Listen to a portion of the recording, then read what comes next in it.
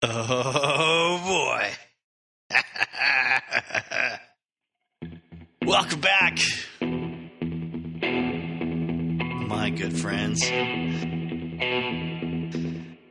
You're always welcome here at what I have chosen to call a history of rock and roll in film and rock and roll. Yep! But you may call it what you like. And I'm quite excited because you're back for more Guns N' Roses talk. Yes! If you're a longer-term listener, you've heard me go on and on about the Guns N' Roses fellows a couple of times. And specifically, there was an incident at the VMAs involving Kurt Cobain and Courtney Love that I went into great detail about previously. If you haven't heard it, please go back, check it out, save that episode, download it, whatever you got to do. Put it on your listening list and enjoy how I intertwine it with the story of later Soundgarden and Audioslave. Figure out the connection if you can, movie-wise. If you can't, hopefully you'll get it when you see the title. And if you can't then, I love it even more because then you'll probably get it after going through a couple of hours of the episode. Now, this chunk of Guns N' Roses history is not intertwined with another band. It's going to have a lot of narrative involvement from a couple of other bands that were sort of scenesters at the time. Conjoined scenesterificness with Guns N' Roses in the late 80s, and that's what I'm going to focus on, really, the early history of the band with the rise to power. The, pre-Illusion era, for the most part. Not much of the Lies era, really. And mostly the juicy stuff that came before that. Including, as if I am Vincent Bugliosi writing Helter Skelter about the Manson murders. As if I am, a person documenting the JFK assassination, as if I am Geraldo Rivera opening Al Capone's vault to lay bare all the hidden details and treasures and documentation inside that vault to expose the history of Mr. Al Capone and the dealings that we didn't know anything about until the mid to late 1980s when Geraldo Rivera bravely and brazenly broke down those barriers for all of us in the world to be privy to finally. I am going to take this opportunity to shamelessly tear apart every shred of information and every viewpoint I could get my hands on about the Izzy Stradlin, Vince Neil incident at the VMAs, at the MTV Music Television Video Music Awards that happened in 1980 and 9. Unless it was 88. No, I think it was 89. You'll have to forgive me. Guns N' Roses was in some form on the VMAs like 5 times in 6 years straight. So I also may be a little discombobulated there now that I'm just sort of going on the fly. Now that this first episode you're about to hear is done, I've got about 6 hours worth of material, I believe. Maybe more now. I keep finding more things that are really exciting to read about from this era of Guns N' Roses. So I just found a blockbuster couple of interviews from 1986 in, I think, the LA Weekly. Oh my goodness. I'm gonna bring those in too. That's gonna have to be later. That is all to say, thank you in advance for your forgiveness and for your charity toward me. If you hear anything in the course of this Guns N' Roses series you're starting now, where I say, or make reference to anything that is supposed to occur later in this episode. I'm putting quotes around that imaginarily. I am probably wrong, because at that point when I recorded that, I don't know, weeks and months ago, I kind of thought that I was going to contain this whole thing in one episode. And now I don't think that's possible. So this will either be 2 or 3 episodes of Guns N' Roses and Dirty Harry in the Deadpool. I hope it's fun for you. It was a blast for me. I mean, I don't know what else you need when it comes to rock and roll history in the last 30 years, because Guns N' Roses has it all. If you hate them, you can listen to this and be entertained. If you love them, you can listen to this and be entertained. If you're sort of just aware they've been around and you know who they are, but you sort of like had MTV at the time, you know, or if you didn't have MTV at the time and you kind of want to know what was going on, I think this is going to be pretty enjoyable for most folks in all those regards. And I just, needed it after the horror and sadness and deep melancholy that I felt working so hard on the Crow episodes that just happened. And I'm grateful. I'm grateful to life. I'm grateful to the people that contributed to all those creations, the Joy Division, catalog, and 9 Inch Nails and the Crow film. It was tragedy after tragedy. It was a trilogy of tragedy between James O'Barr's life and the quick ending of his fiance's life, to Ian Curtis's, quick end of his life, and then Brandon Lee's quick end of his life. I mean, you put all that together, and then you look at Trent Reznor, and you're like, yeah, I bet there's a lot of tragedy there that we could explore, but it's just not going to hold up compared to these other subjects here. So let's talk about, how he records stuff and what the tours were like. And to be fair, it wasn't like I suppressed any tragic stuff that I learned about, Trent Reznor's life in an effort to downplay that aspect of him and his part in that whole story. The Guns N' Roses, by comparison, obviously a different energy entirely. And I say we get into it. We're going to do the Deadpool, Dirty Harry, Guns N' Roses in the 80s. Either 2 or 3 episodes. Like I say, I'm still finding more great stuff that I have to pull from.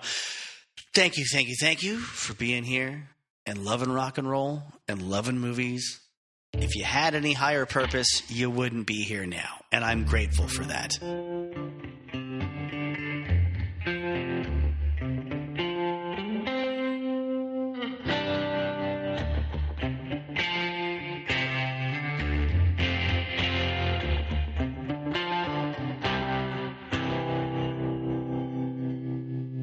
Let's talk a bit about Dirty Harry and 1987, where Guns N' Roses was at the time. They had finished up a tour with old Motley Crue and ended up in Texas around December of that year of 87. Slash ended up trashing his hotel room in Dallas so violently that the hotel called the cops.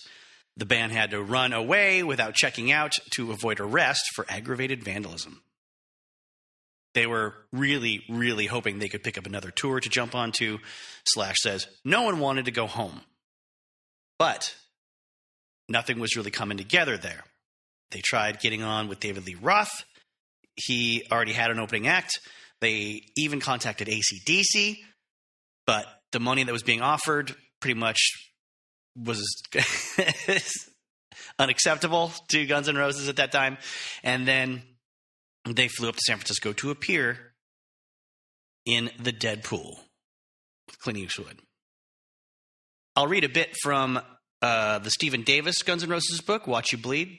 I think he's got a nice little introduction for those who may not be too familiar with the franchise.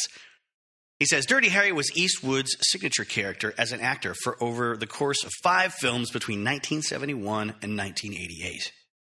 A San Francisco homicide detective who doubled as a vigilante to rid the city of scumbags. and the lowest of human vermin.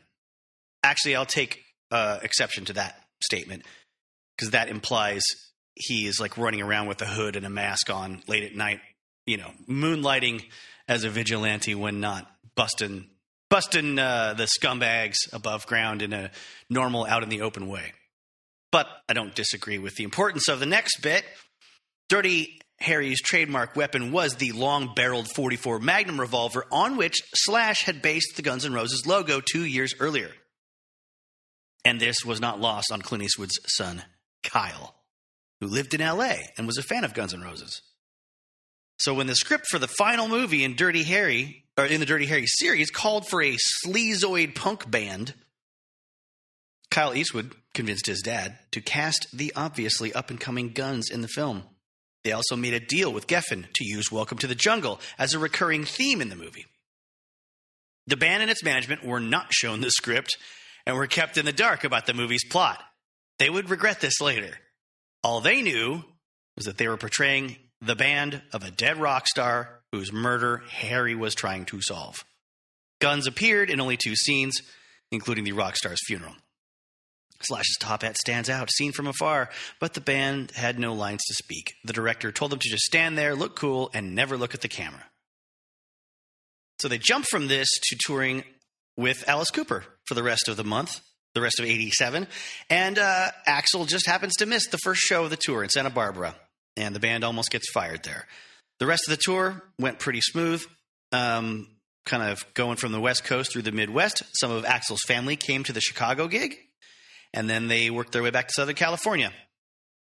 I guess Alice Cooper's management was a bit surprised by the amount of hardcore X-rated partying in the Guns N' Roses dressing room. Rumors, says Stephen Davis, began to fly about them around the U.S. rock circuit like bats at sunset. It's notable that Alex was, a recovering alcoholic and drug user, evidently. This book mentions a freebase habit that he had. I haven't done a lot of – though all I know of Alice is what he's said himself in the usual, documentaries about 70s rock or about heavy metal or whatever. But it seems like there should be a movie I could do about Alice Cooper. A movie episode with Alice Cooper I could pull off. I mean, there's that episode of The Muppet Show, if nothing else, right? That's not a movie, Jay. Okay, fine. But Alice at this time is, moving towards becoming kind of a father figure to a lot of younger artists, not least of which would end up being Dave Mustaine of Megadeth in the next year or so after this time, which is funny because Dave really hates Guns N' Roses, even though I think he and Dave Ellefson started out kind of partying with some of the other more opiate-inclined members of GNR, let's say. Dave Mustaine, by the way, is another example in someone to take cues from and to not emulate, because the more tough guy you have to inevitably be, the more you're on the offensive all the time talking trash about other people, the likelier you are eventually you're going to say so many things other people can, shoot down or criticize. You're going to just look like a dumbass. I remember specifically him criticizing Guns N' Roses for coming out with so many recordings where Axl is doubling his lead vocal with one that's an octave lower than the main, melody. And he's like, yeah, I recall I did that a lot in the early Megadeth recordings, and soon noticed it happening on people like Guns N' Roses emulating me or whatever it was. I think that might have been in the liner notes to one of the Megadeth albums that got remastered and remixed in the early 2000s. But I was like, yeah, but you were all listening to Thin Lizzy, weren't you? I mean, I think we can all name at least 5 songs off the top of our head where Phil Lynott did that, like he did in the Pressure Will Blow, Bad Reputation, that whole turn yourself around part, Thin Lizzy did that all the time. And they were a huge influence on Guns N' Roses and any thrash metal band in the 80s for sure, because they were big influences on bands like Iron Maiden. But it also, the other thing is, it just comes across, even if you don't make that connection, I'm sure lots of people didn't, but even if you hand it to him, you're still coming off like someone who's put out a couple of albums already on his own and should be happy about it, and he's going after the hot new band that everyone's really, really into and telling people that you shouldn't like them. And that is a bad idea. It's really, really dumb. It makes you look like a desperate asshole. Found an article about Spin Magazine from like the early 90s when I was researching the Nine Inch Nails stuff from the previous episodes of a tour with Skid Row. And there's a lot of snipey, comments about grunge bands and how much they're lame and not rock and roll and people shouldn't like them and stuff. Yeah, that didn't age well. Anyway, back to the Alice Cooper tour. They were really embarrassed by the no-show from Axl at the beginning. So, they thought, despite the shock and surprise of the Alice Cooper camp, they thought they behaved themselves better on that tour than they had in a long time. And they felt they were making some pretty concerted efforts to be good boys. One Cooper associate does say they behaved like complete professionals. No one trashed the hotel room. So whatever they're partying that was shocking to the Cooper camp, at least they showed up on time and they didn't cause any destruction that needed to be deducted from their pay, or any that would compromise the Alice Cooper crew when it came time to come back on tour again in those same regions, right? Working with those same promoters and those same venues. Now, to finish up this tour, there were 4 shows scheduled in Pasadena. And unfortunately, Steven Adler missed some of these because he injured his hand after repeatedly punching a street light over something that got him very upset, apparently. It says in the Stephen Davis book, the street light turned into a bar fight when Geffen's spin doctors translated it into a press statement. So, to fill in for him, they got the guy from Cinderella, Fred Coury. Evidently, they put on such a great show that some members of the audience just decided they didn't feel like sticking around for Alice Cooper after Guns N' Roses had just blitzed them so hard. So apparently things were going well for them, but Alice didn't hold it against him. He actually had them come into the studio soon after to back him up on the song Under My Wheels that was used in the soundtrack for Decline of Western Civilization Part 2, The Metal Years. So, obviously, there's elements of this episode that are going to lean heavily on Izzy Stradlin stories or stories involving Izzy Stradlin because Izzy's my boy, and I am incredibly biased.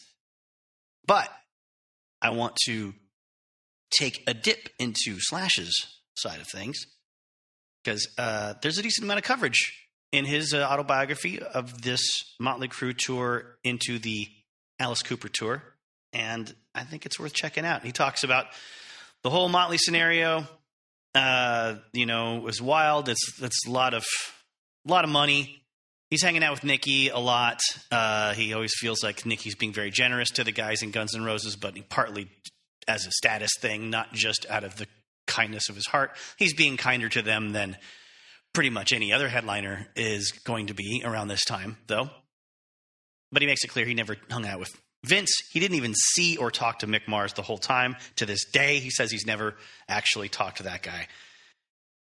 Talks about the whole backstage system that Motley Crue had worked out with their security people and the radios and the walkie-talkies and all the code that they would use for chicks or for blow or for booze, whatever it was they were requesting from various members of their crew via walkie-talkie at the time, and what it was like hanging out with them on their private plane. He talks about it. Unfortunate results of a drinking contest with Nicky Sixx, where he ends up doing, he says, what he always does when he gets too drunk, which is tackling and wrestling with some guy much bigger than him, which in this case was Nicky.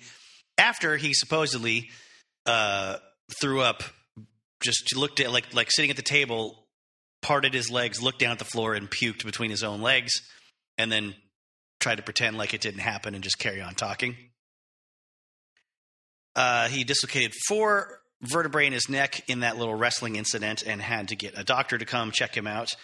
Unfortunately, it was so painful for him to hold his guitar over his shoulder during this time that he spent the next few weeks on stage moving as little as possible with his top hat pulled down as far as it would go, just trying to not be too embarrassed Once after passing out, Nikki and Tommy took a picture of Slash with Tommy Lee's balls hanging over his face. They then had that picture developed, made copies of it, had them laminated, and then passed them out to everyone on tour. He says, I think that photo even became the official image for their all-access passes.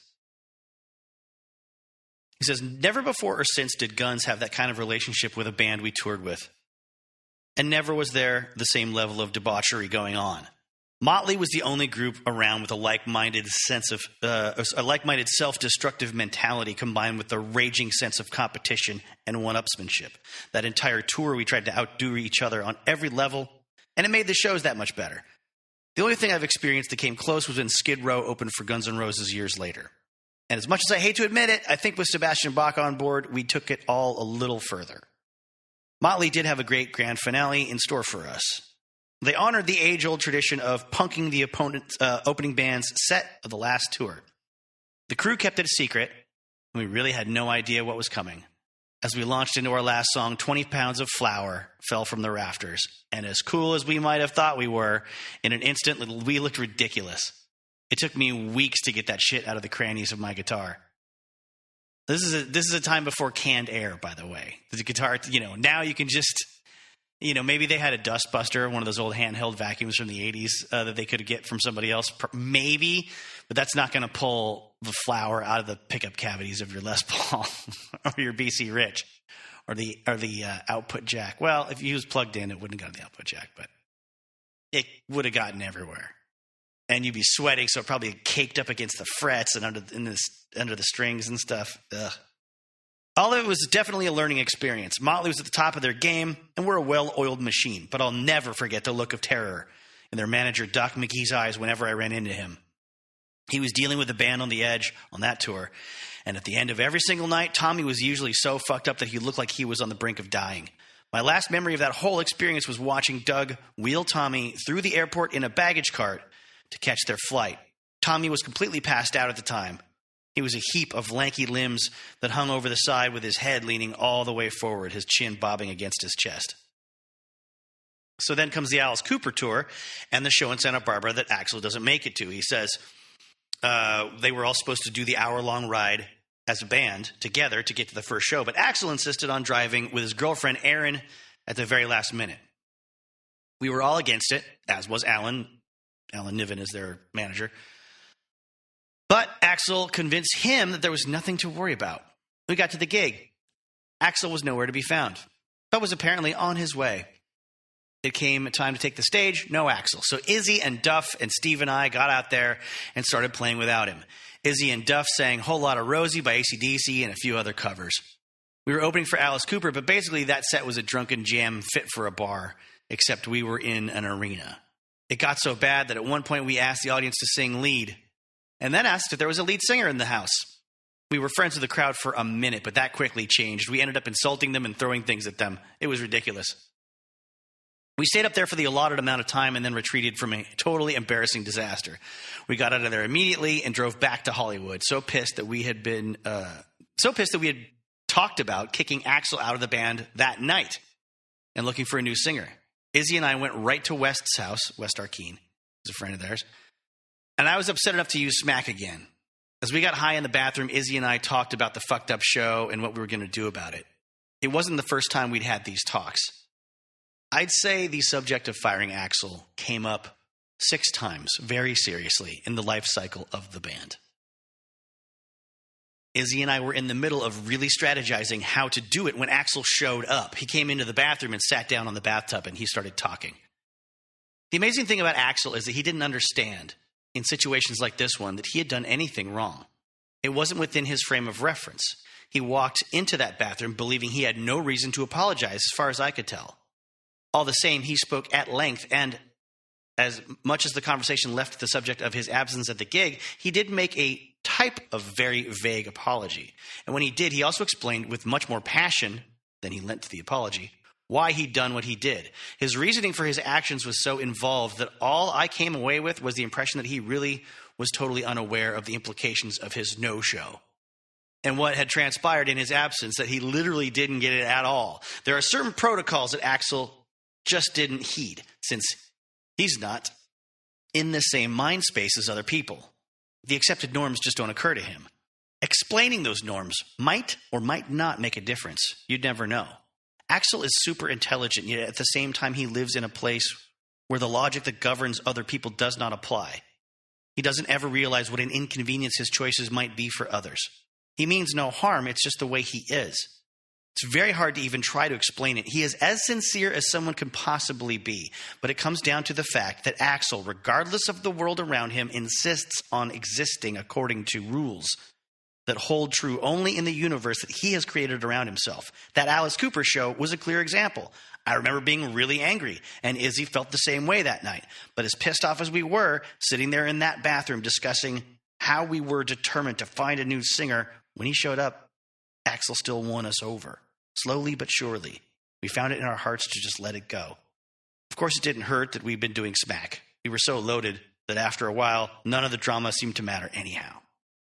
Now, when it comes to the Alice Cooper tour, there is some notes about how, it wasn't Alice's greatest year. Raise Your Fist and Yell, the album he was touring behind, wasn't doing all that well. He had almost gotten seriously injured and maybe fully decapitated by his guillotine prop during a stage performance. Don't know how he could have been doing it that well for that many years and then have something go wrong at that point, but I don't know how that magic is done myself. By the way, if you're interested, the amazing Randy is the guy that helped Alice transition into being a sort of prop-oriented, illusion-oriented stage performer in his career. After the Welcome to My Nightmare album came out, he hired Randy, who is a Canadian magician and debunker of many, many, many fakes out there over the course of his long life. Bless him, bless him, bless him for all the things he did to try to wake people up to the shit that con artists pull. And bless him for being so practical about his worldview, knowing and saying openly that doing this won't stop people from continuing to, make a living fooling other folks and basically just being con artists and parasites, fake psychics and all kinds of seers and fortune tellers and things.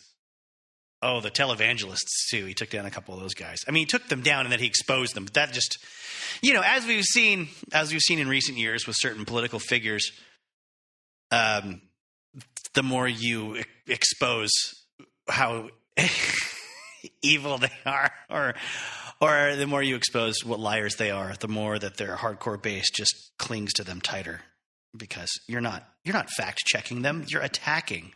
You're being mean by telling people clearly that things are being rigged against them. There's an amazing Randy tangent there. But what do you want? Me just reading out of a book the whole time? No, you don't. I need to make lots of space for all the ads that I don't have.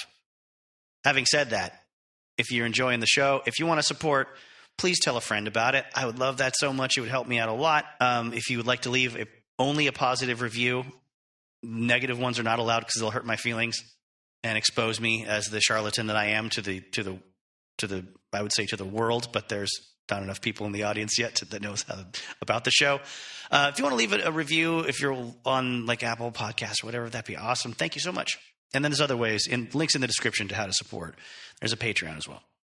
And I will be using Guns N' Roses material in the Patreon episodes coming up over the course of the next few months, I'm sure, because I bought the W. Axl Rose biography by Mick Wall, and there's a lot of stuff in there that I can't cram into this episode. And I've got Slash's book. I have to get into Duff's book a little bit.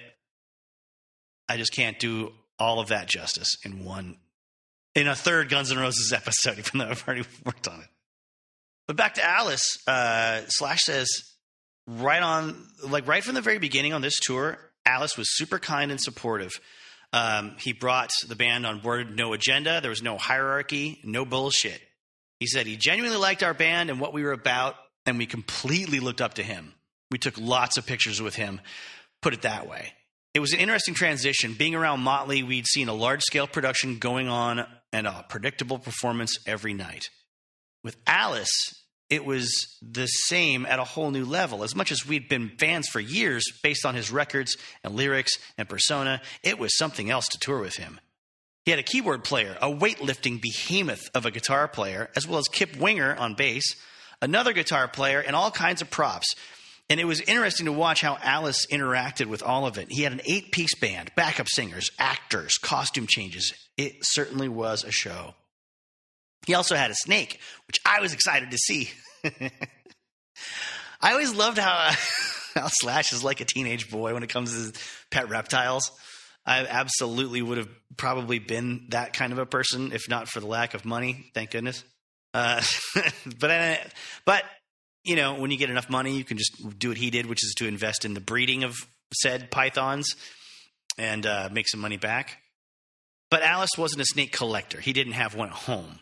It was more of a prop as well. He did have a guy there to take care of it, a guy that wasn't very knowledgeable about how to care for this poor boa constrictor as we traveled across the frozen Midwest. So I gave him some tips. Regardless, we kicked ass on that tour.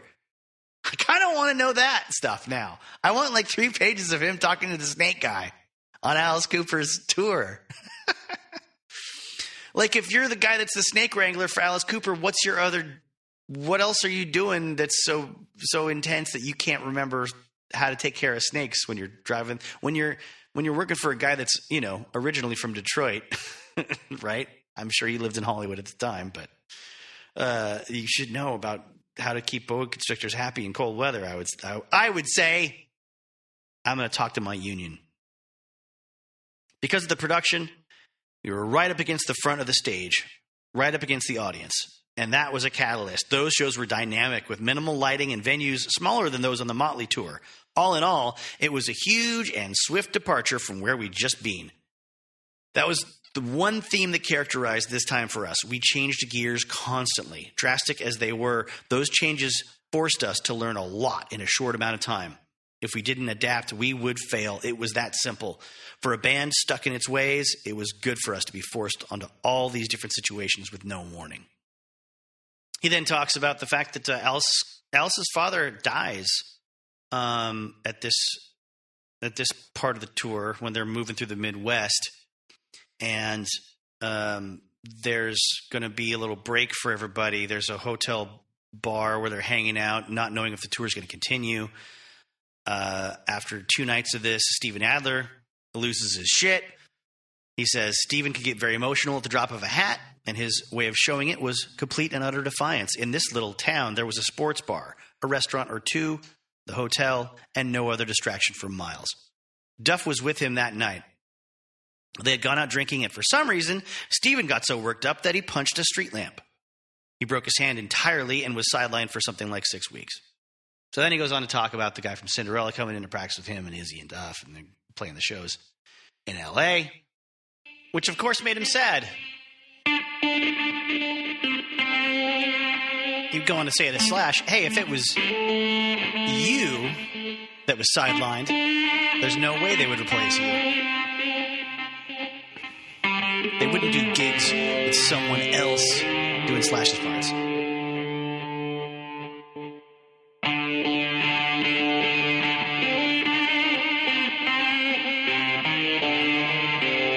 So let's talk about the events surrounding the release of the Deadpool. This is after Guns N' Roses has secured the cover of Rolling Stone. They are not aware of the content of the film, the editing, how they come off looking in it. They haven't seen anything. I mean, I understand why. If you're making that movie, you don't care. But just saying, like, no one from Geffen Records is bothering the studio to see a test print or anything like that, or a screener. And I'm sure it came across as kind of tone deaf to a lot of younger people that like Guns N' Roses. And I'm sure it came across as right on to the fans of Dirty Harry that were close to Mr. Clint Eastwood's age, or within about 10 years of that age, because it does come across as like the world is changing around Harry Callahan and he's getting by the only way he can, but his way is probably still better than all the newfangled stuff. God, the cars in this movie suck. They're terrible. It's a dark, dark time for the American auto industry. I mean, the auto industry in general. The design of everything is bad, bad, bad in the late 80s. Makes you want to watch old Dukes of Hazzard episodes and Vanishing Point again. And if you haven't watched haven't listened yet to the Vanishing Point Guns N' Roses episode I did, feel free to click back in the old episodes feed there. This show is meant to be evergreen. You can listen to it anytime. It's not fixated around, anything happening in pop culture in the modern day or any current events. So if this is the first Guns N' Roses episode of mine you've heard, guess what? There's a few more back there. Okay, 2. But Stephen Davis, I think, does a nice job of explaining how it comes across. The movie made Guns N' Roses look like chumps and losers. Clint Eastwood used them as examples of everything that Dirty Harry hated, especially the decadent, drug-sodden, crypto-satanic LA hair metal subculture. Guns N' Roses, the number one band in America, was ridiculed and depicted as human filth on the silver screen. Their big song, their very anthem, Welcome to the Jungle, was used, abused, and degraded. In the film's climax, as avenging angel Dirty Harry is about to blow away the psychotic killer, he enters a room where Jungle is blasting out of a boombox. He looks at it with lip-sneering distaste, and despite being low on ammo, levels his .44 Magnum, the same weapon on the logo banner Guns played in front of every night, and destroys the machine playing Guns N' Roses' hit song. Someone asked Axl about the Deadpool. "We got fucked in the ass," he replied. Someone got a message to Kyle Eastwood warning him not to come around guns anymore. At one Guns N' Roses gig in Philadelphia later on in the year, Axl would say, "Thanks to people like every one of you here, you made a dream come true for us." Huge crowd roar. "You made a record that nobody wanted to fucking touch," roar. "And nobody wanted to deal with. You guys, you people, you took it straight to number one." Big roar. "I want to thank you for that." Huge roar. "And if you haven't gone to see the new Clint Eastwood movie, don't fucking bother. It's a piece of shit." Crowd roar. "They gave us money, and we gave them this song, and we got fucked up the ass. And now I got to go, welcome to the fucking jungle, baby."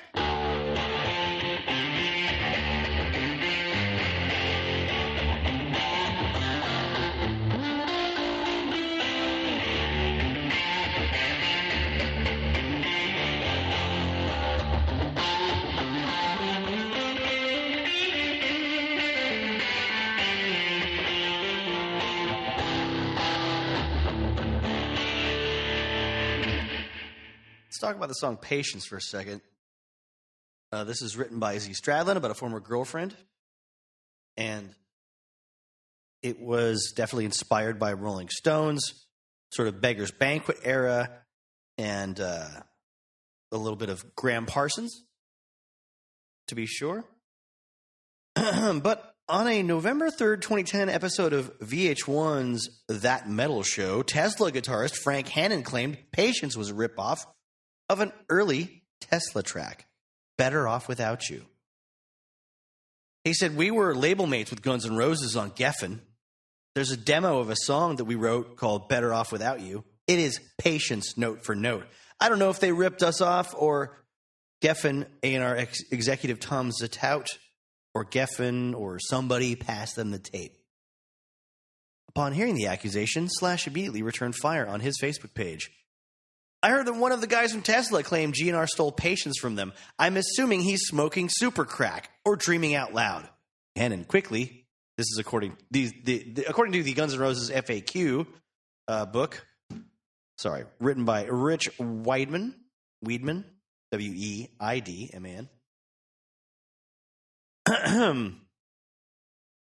Hannon quickly took to Tesla's official forum to clarify his remarks.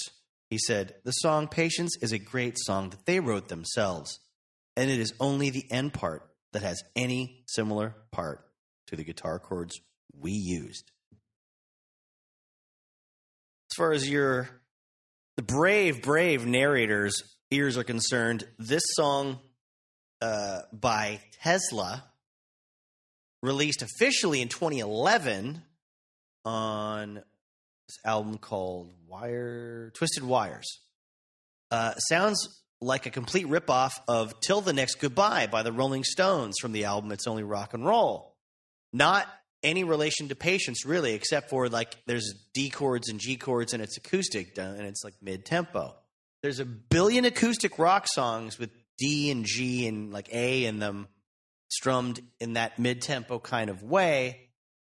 And to say the end part is the only part that is like similar to Patience, I think is misleading as well. Because I don't know. I couldn't sit through the whole fucking song. Like, it's all the same thing the whole way through as far as the official release. The ending is the same as the middle part and the same as the beginning. It's not a bad song. I like Tesla. I don't hate Tesla at all. What I am, suspicious of is the fact that I can't find a demo from it from the early 90s. They released it officially in 2011.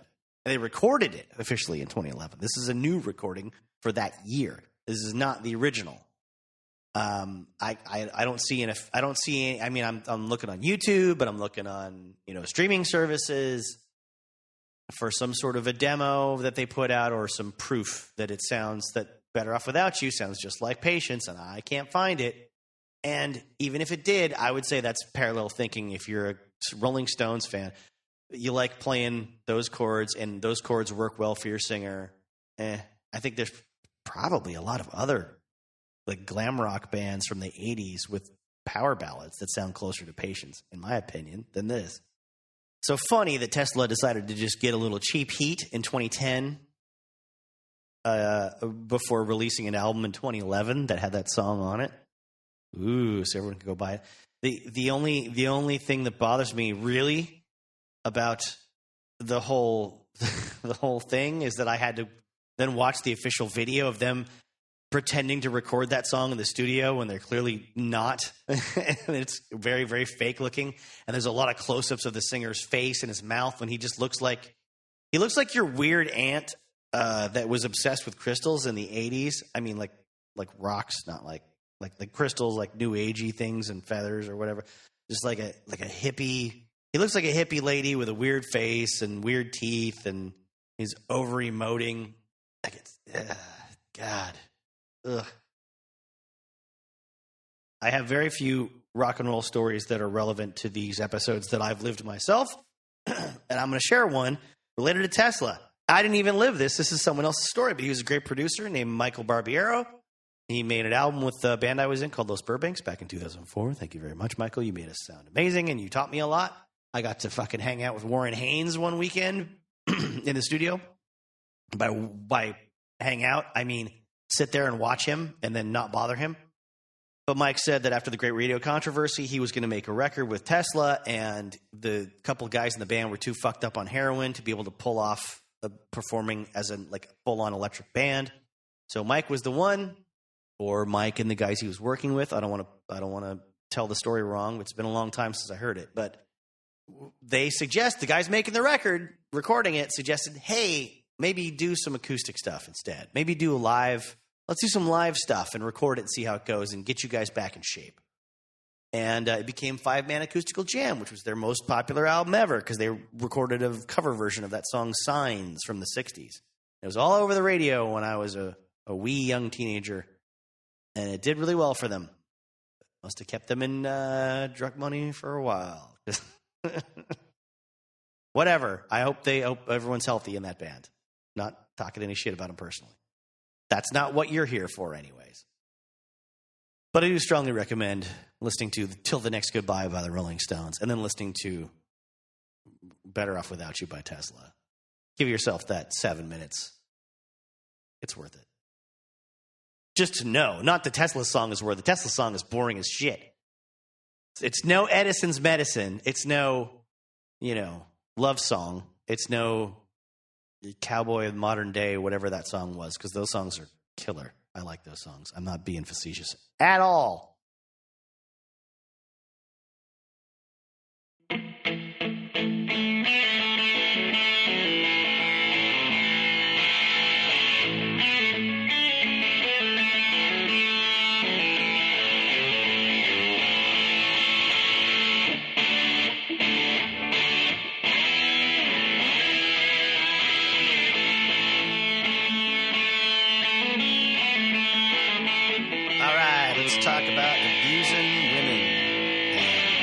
favorite member of Guns N' Roses, allegedly doing some of that.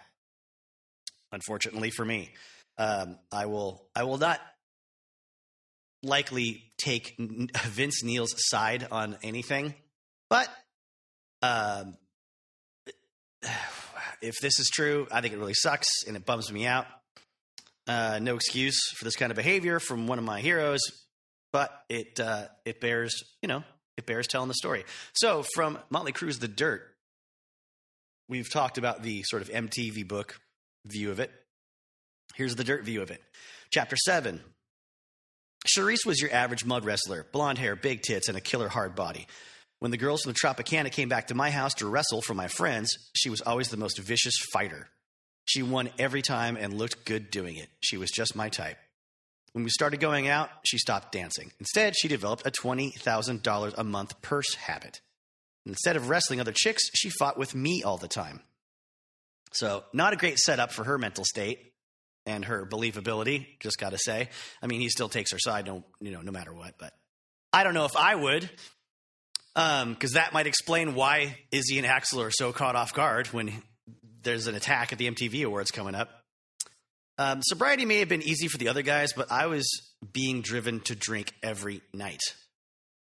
Before the Feel Good album came out, I called up some of my buddies and went whitewater rafting down Snake River in Idaho for 10 days. It was the best way I could think of to stay sober. Away from Charisse, the telephone, the band, the bars. It was just sunshine, rapids, and exercise. Then he says, as soon as we returned to civilization, I called Charisse, and she was in tears. I was at the cat house, she sobbed, and Izzy was hitting on me. Izzy Stradlin? Yeah, he was all fucked up, and I told him to get his hands off of me because I was your wife. Then he grabbed my shirt and pulled it down. That fucking asshole. But that's not even the bad part. I slapped him across the face, of course, and then he karate kicked me as hard as he could in the stomach. He knocked the wind out of me. It really hurt, and everyone saw it. That little shit. Next time I see his motherfucking ass, I'm going to fucking kill him. Oh, yeah, I almost forgot, Shetty. Your album's #1.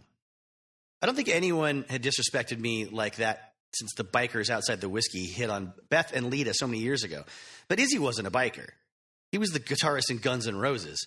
I had taken that fucking band on tour as an opening act for a few of the girls' shows when nobody believed in them. They were nice then. Axl was a shy, humble guy who was a lot of fun to be with. But now they were starting to believe their own press clippings, and this guy who was supposed to be my friend was disrespecting my wife. Did you hear me? Your record's #1. Couple of things there. He individually says he took Guns N' Roses on tour, thereby implying that he's the leader of Motley Crue and their business decisions, and he's the sole reason that Guns N' Roses got famous. Also adding in your record's #1 part twice, just to let everyone know, how badass he is, because he's got a #1 record, I suppose.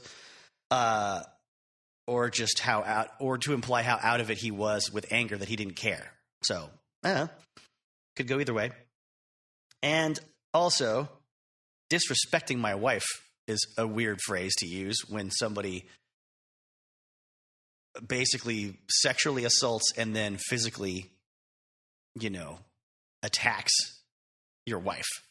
That's not disrespect. Those are two crimes. All right.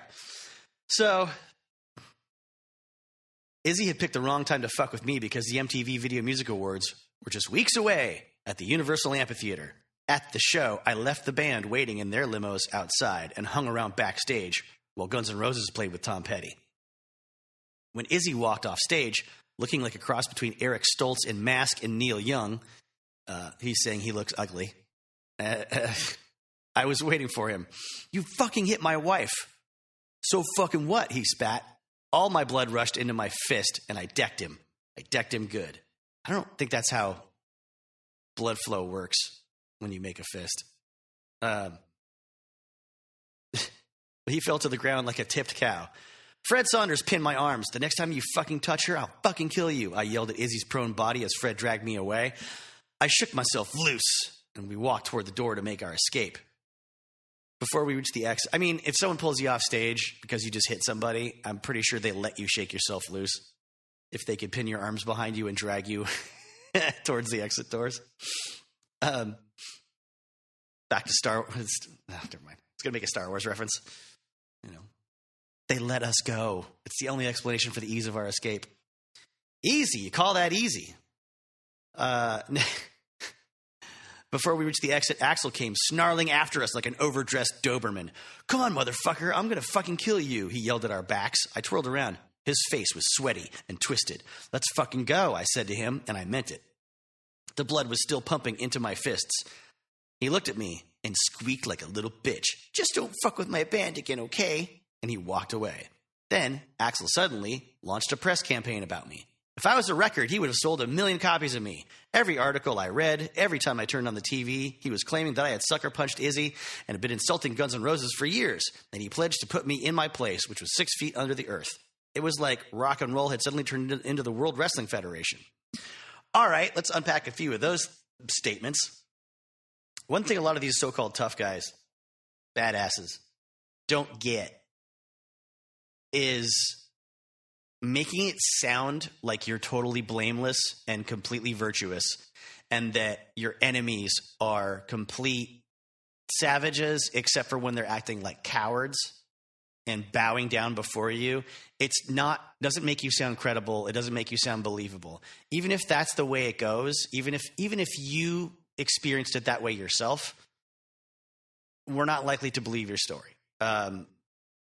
Now, if there were other voices chiming in, I'd like to hear them, because he said everyone at the Tropicana saw this go down. I've never read anyone else's account of this other than Vince Neil's and the folks at the MTV. But I mean, excuse me, there was the confrontation at the MTV Awards, obviously. That's the MTV side of those people and whatever. But I've never heard anyone's account of Izzy, yanking this woman's shirt down and then kicking her in the stomach in front of all these people. I mean, wouldn't he have gotten his ass kicked by security? Wouldn't the Tropicana have a vested interest in making sure everyone knows you can't get away with that kind of shit at their place?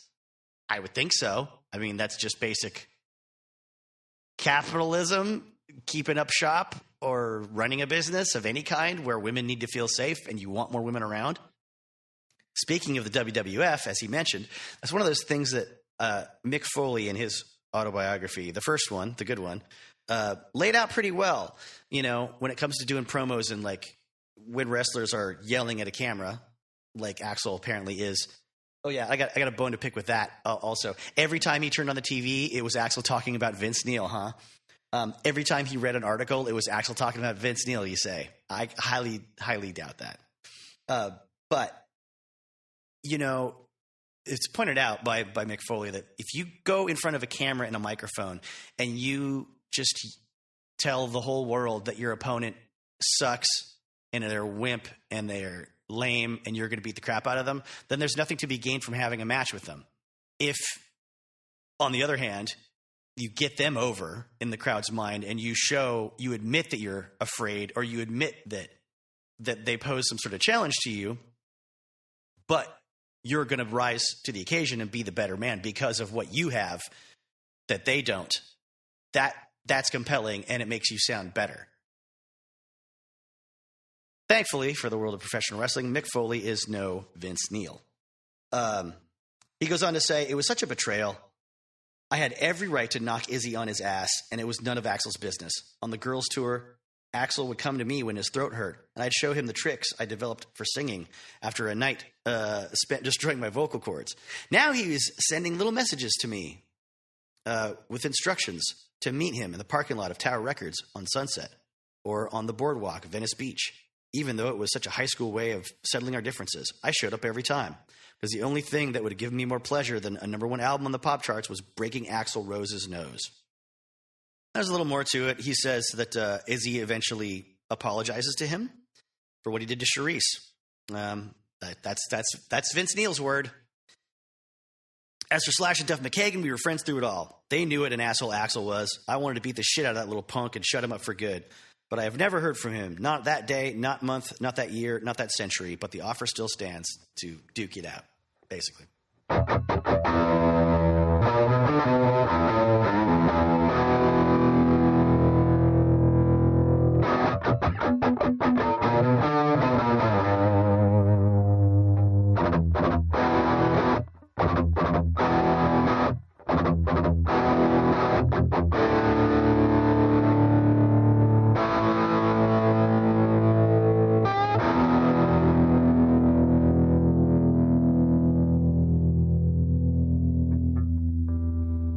So Steven Adler has a couple of cool bits in his account of the Motley tour, moving into the Alice Cooper tour. Of course, I looked up the incident with him punching a streetlight, and he's got no extra details on that, unfortunately. But I'll talk about what happens in the pages leading up to it.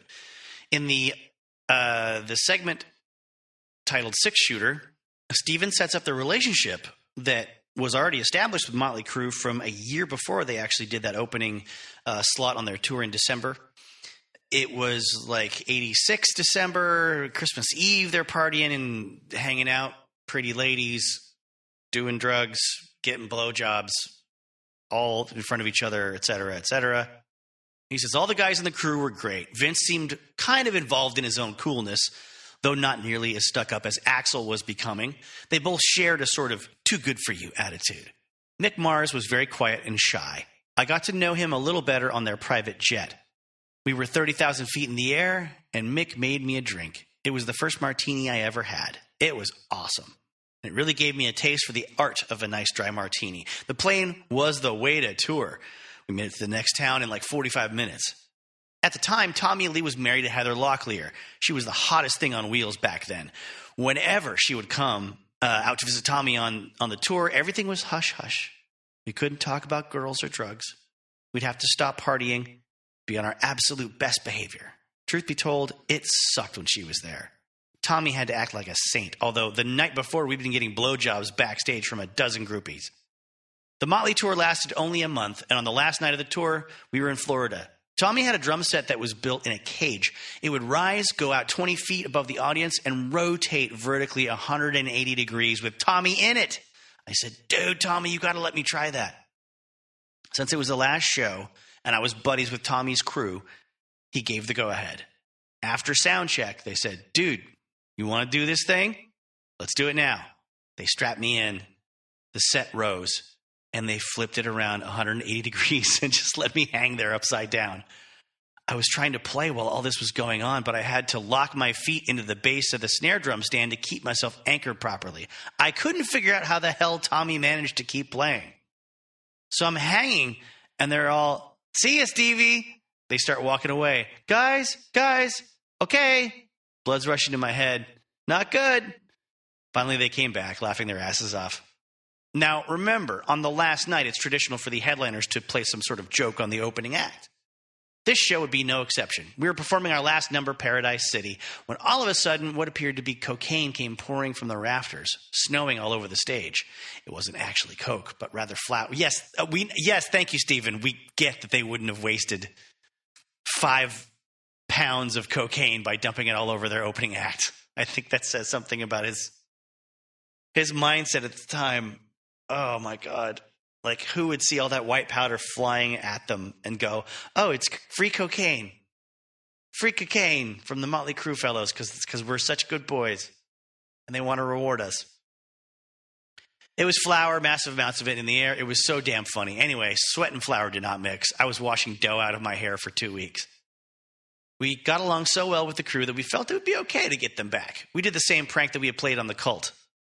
I gotta look up all the stuff about the Cult in this book now because I love that band. But nobody ever has anything nice. I mean, like Guns N' Roses, the story with the Cult is always just like, yeah, they opened for the Cult, and then they moved on to better things. Let's see. During the cruise set, we set up the gag. I had a cup containing a gross mixture of eggs, relish, mustard, and mayo. Oh, God. Oh, ew. That would make me gag just smelling it. I walked up the drum riser, stood by Tommy, faced the crowd, and held the cup up for their approval. They cheered me on. I looked at Tommy, said, hey, buddy, and slammed it down right on top of his head. All the gooey ingredients splattered over his face and hair. He was definitely cranky about it. While he was playing, it got in his eyes. I could tell he was irritated, so I wiped his face for him. After the show, he stared me down, shaking his head. You fucker, man. But we were good. Now, of course, we know we're going straight to the Alice Cooper tour from here. And it turns out Ace Frehley was also on the opening bill for these shows. No mention of that anywhere else. The Stephen Adler book is a little strange here when it comes to the timeline. Something doesn't quite check out, I don't think, because he says they jumped on the Alice Cooper Ace Frehley tour in early December '87, and he was like friends with Tommy Lee's coke dealer, who said, "Dude, I'll take you to the airport. We'll get you some styling new tennis shoes and a pile of coke." So I scored some coke and a sweet pair of British Knights. I had British Knights that year myself as a young boy. They were pretty sweet. I hid the blow in my carry-on while he drove me to the airport. I got on a plane and flew to Dallas, where we would open our first show with Alice. So, Santa Barbara? Maybe? Is what he meant? He talks about, but also, like, there was also the implication from the previous narrative that they were writing together except for Axl. So maybe when Axl decided he wasn't coming, they all, I don't know. This doesn't really track. I'm not saying this didn't happen. I'm sure it happened at some point when he's on his way to Dallas. He gets to Dallas and he's scared that he's running late, and he jumps in a cab and says, "Dude, take me to where the concerts are. You got to get me there right away." Let's see. He got there 2 minutes before we were scheduled to go on, he says. The guys gave me mixed looks. Some were pissed. Others were just worried. Dougie had my stage pants and a fresh shirt all ready for me to slip into. I ran right out to on the stage with the rest of the band. And then he talks about telling all the guys he just blamed the cab driver for not knowing where the fuck he was going. So he's sort of outing himself as a guy lying to his own friends already. Then he says, by the time we got to Madison, Wisconsin, that was the first time on the tour he get to talk to Alice one-on-one. And he says, "Remember the time you let us open for you in California and we blew it?" And so, but Alice didn't care. It's weird. It's like he's conflated a later Alice Cooper tour or something. I don't know. It's kind of strange. But then he talks about his father, Alice's father dying, the tour possibly being canceled.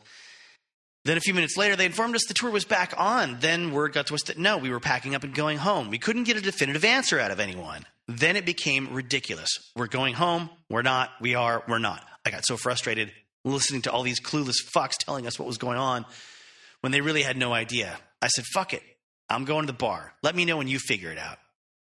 This precipitated the beginning of a series of pretty self-destructive events that eroded my status with Guns N' Roses, while intensifying my occasional bouts of low self-esteem. In fact, almost missing the show in Dallas was nothing compared to what happened during the next few months.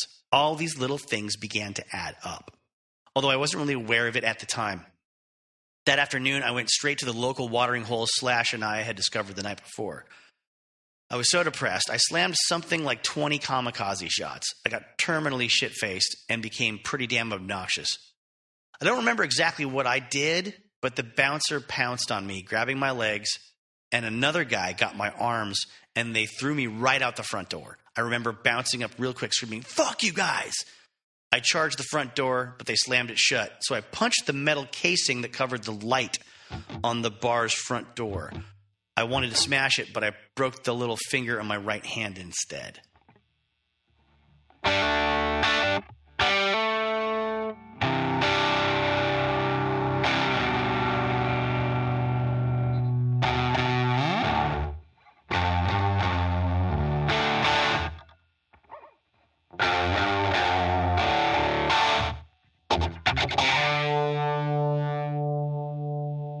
So, my notes on The Deadpool from having watched it for the first time. Holy shit, the first scene with Jim Carrey. It is ridiculous. It is kind of maddening to watch as a rock fan. Don't put it on if you want to stay in a good mood. Next bullet point. Harry sure does endanger the lives of a lot of innocent bystanders during the foiling of a robbery with his new martial arts Chinese-American partner. He's hot-dogging and grandstanding in his own way, going out of his way to sidle up next to an old lady in the booth and have a shootout with one of the robbers. I also love the fact that the robbers look like doughy men in their early 30s, and they've decided they know a sure thing in Chinatown. Yeah, that's not an obvious place to be noticed you don't belong. Next note, Liam Neeson as the evil twin of his Satisfaction character. if you heard the Satisfaction episode I did that focused on that movie, you'll know what I'm talking about. It's like this in this movie. He's portraying the evil mirror universe version of that music manager, entertainment booker that has a good heart and falls in love with the oh god damn it, Justine Bateman. There we go. The band are obviously placed in the funeral scene, and you see them 4 times, unlike the notes in that Stephen Davis book, or FAQ, check. So we went over that earlier. It was the FAQ book, which claims they aren't visible except for Slash's hat. No, I think it was, okay, the Stephen Davis book claims that you could only see Slash's hat, and that's the only indicator. Duff, Slash, Stephen are clearly visible in 2 shots, Axl in another, very obviously, and the milling around from above scene with Harry in the foreground with Liam Neeson. Izzy is finally seen clearly. It's not clear to me what the appeal of Dirty Harry is past the first movie. That's just a random note. Next note, it's a gross film speaking to middle-aged folks in the late 80s who don't know what's going on with the world around them, though it has nothing to do with anything around them. Harry Callahan takes time at the gym. Big Weeder logos on the walls for product placement. My best friend Eli has been a bodybuilder since he was in his late teens, and I remember him laughing every time he saw a Weeder commercial. Said that stuff sucks. They were a big company that had lots of placement, but they make a lot of deals, but they're not seen as very credible or useful by the actual people in the bodybuilding industry. Oh yeah. Harry Callahan takes time at the gym to ignore spotting his partner to ogle a woman half his age on a bench next to theirs. He looks down directly at her from 3 feet away, not an across the room, who is that girl look. And all this, and you do this to prove old Harry's slacks are still open for business, and the young ladies are into it. Then I wrote, more horror movie people are sick, depraved, talentless, cynical hack writers by another mainstream arm of Hollywood. Maybe trying to get the heat off themselves in a reaction to off themselves in the action film industry. Liam Neeson is a horror guy who kills people. No representation of a sane horror industry to contextualize it. The Freeway Fiddler did better than this with biker gangs that made it clear the killer was not allowed to ride with them. So that was a tangent that's not going to make any sense, but there was a made-for-TV movie about it. God damn it. My friend Max live streamed it once, and I don't remember what the actual title of it was. Sid Haig was in it, though. I looked it up.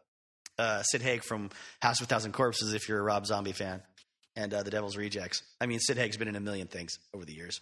Lots of TV, lots of bit parts, but that was the most notable thing. It was a made-for-TV movie, crime thriller, and I had just watched it. So these notes are from probably over a good year ago. Anyway, there's mention of a Gennaro crime family. Is this part of the Die Hard universe as well as the Satisfaction universe? The public wants more cops like Harry. And then I wrote down a quote that says, I gotta change my shorts. And I'm not going back and rewatching the movie to find out what that was in reference to. I'm sorry, everybody. There's a bit that's misquoting Andy Warhol. They said in the movie, everyone's famous for 15 minutes. No, that's not the quote. The quote is, in the future, everyone will be famous for 15 minutes. Let's see. They are creating the rule of 3 for celebrity deaths. Side not to Death Race 2000, which morbidly dovetails with this film's creation of the Deadpool in the mainstream consciousness. Okay. Sorry, you're hearing me unravel my own notes in real time after not having read them for about a year. So there's a points system in the movie Death Race 2000, which, I mean, I grew up with adults making jokes about, like, when, if there's like an animal in the road or a person in the road, like, 5 points, if you ran them over. And I don't know if they knew where it came from or if Death Race 2000 is the origin of it, but I saw Death Race 2000 when I was in high school. It's a old Roger Corman film starring a very young Sylvester Stallone, and I think one of his first non-pornographic roles in film, as I think his Machine Gun Joe was his name, something like that. But David Carradine plays a character called Frankenstein with a really awesome car. And the whole thing is it's the future. It's the year 2000, and the entire country is watching live televised footage of a race across from one side of the country to the other. Whoever gets to the finish line with the most points is the winner, and you get points by killing people with your car. And it's pretty hilarious, trashy satire. They have like scenes where people, like doctors and nurses, are wheeling old invalids out into the street in their wheelchairs because they're too feeble to be able to wheel themselves away, as just like free points for these people in these monster death cars to just ram through. It is pretty hilarious. But I guess I was saying that the Deadpool is like maybe is the first instance of the mainstream idea of the rule of three when a celebrity dies, which is bullshit.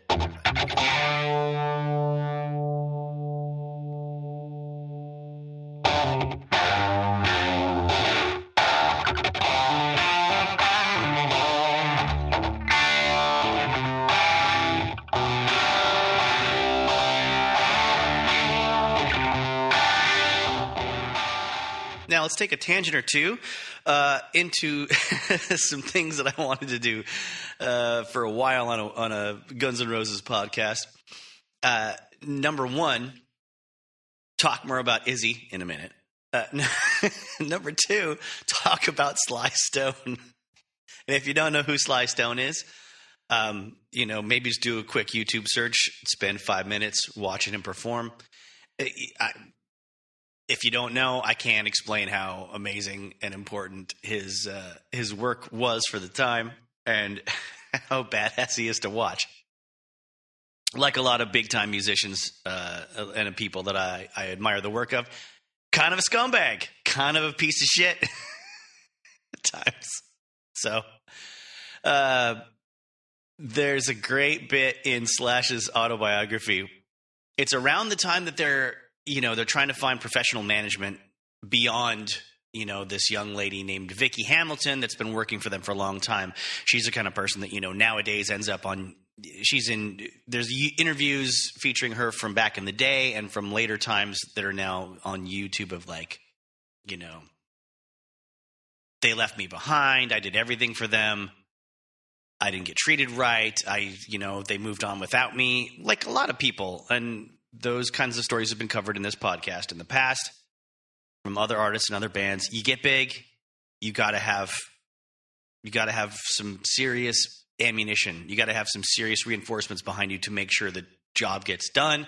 You get better, more consistent bookings. You get bigger gigs, more money, and more notice. You got to grow. Anyway, I'm not like throwing shade at her, but she's one of a lot of people in these kinds of stories that like did a lot for the artist early on, and probably didn't see a whole lot of return on their personal investment and time, and probably got when you look at things, might have gotten the shaft, or might have put up with a lot of bullshit that they shouldn't have put up with if they could have said no and moved on and left these guys to their own devices. But it's around this time, they get shot down by Q Prime, the guys that manage Metallica. They get insulted, told that they're not musical enough, especially the guitar solos to Slash, which is hilarious. Considering I love Kirk Hammett. I love his guitar solos, but he's not the most adept lead guitarist in metal, not even in his peer group. And I'm pretty sure he would say that too. I remember when in the mid-'90s, it was a big deal that he went back to school. Like it was like some Berklee college, not the Berklee College of Music, I don't think, but it was up near Berkeley.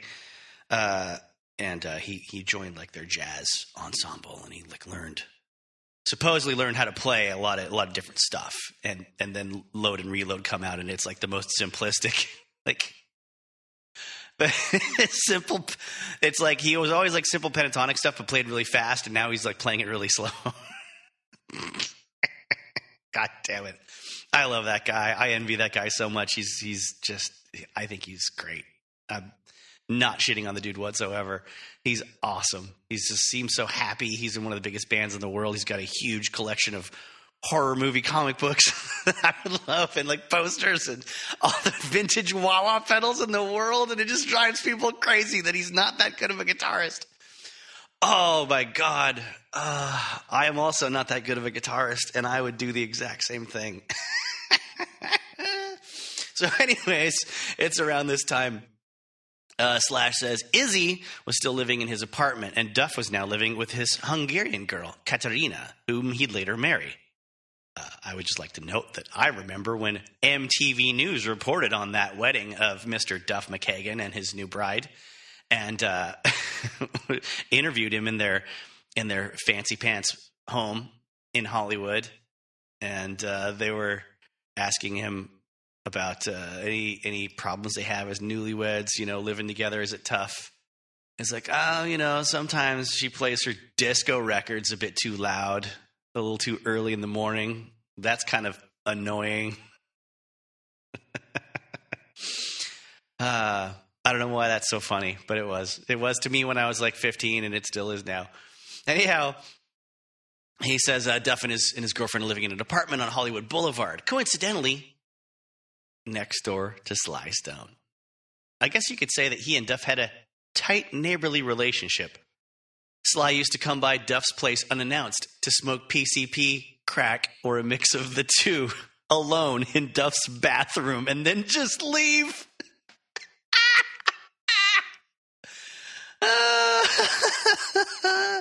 That blew our fucking minds. Apparently he did that all the time. But most of us didn't see it because we never really hung out at Duff's place, right? Because he's got a live-in girlfriend. Obviously, the Guns N' Roses guys don't want to be around her. It's no fun. His girl wasn't the type to host a bunch of guys sitting around the living room. But I used to meet Duff over there before rehearsal, so I did witness it once. There was a knock at the door. Duff opened it up, and there was Sly. Hey, man, he muttered, because he never remembered Duff's name. Is it cool if I use your bathroom? Oh, yeah, sure, Duff said. And that was it. Duff said that Sly might be in there anywhere from a few minutes to a few hours.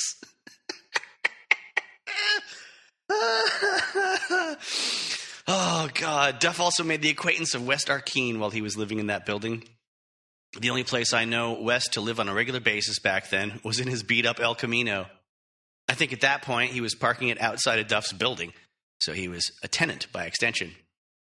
I was introduced to him through Duff, and he became friends with the band, much more so with Axl than with me or the rest of us first. At that point especially, I was wary of meeting new people because all manner of riffraff had started to hang around us. So I was standoffish to newcomers. It takes a lot for me to trust someone, though after a while, West and I became friends.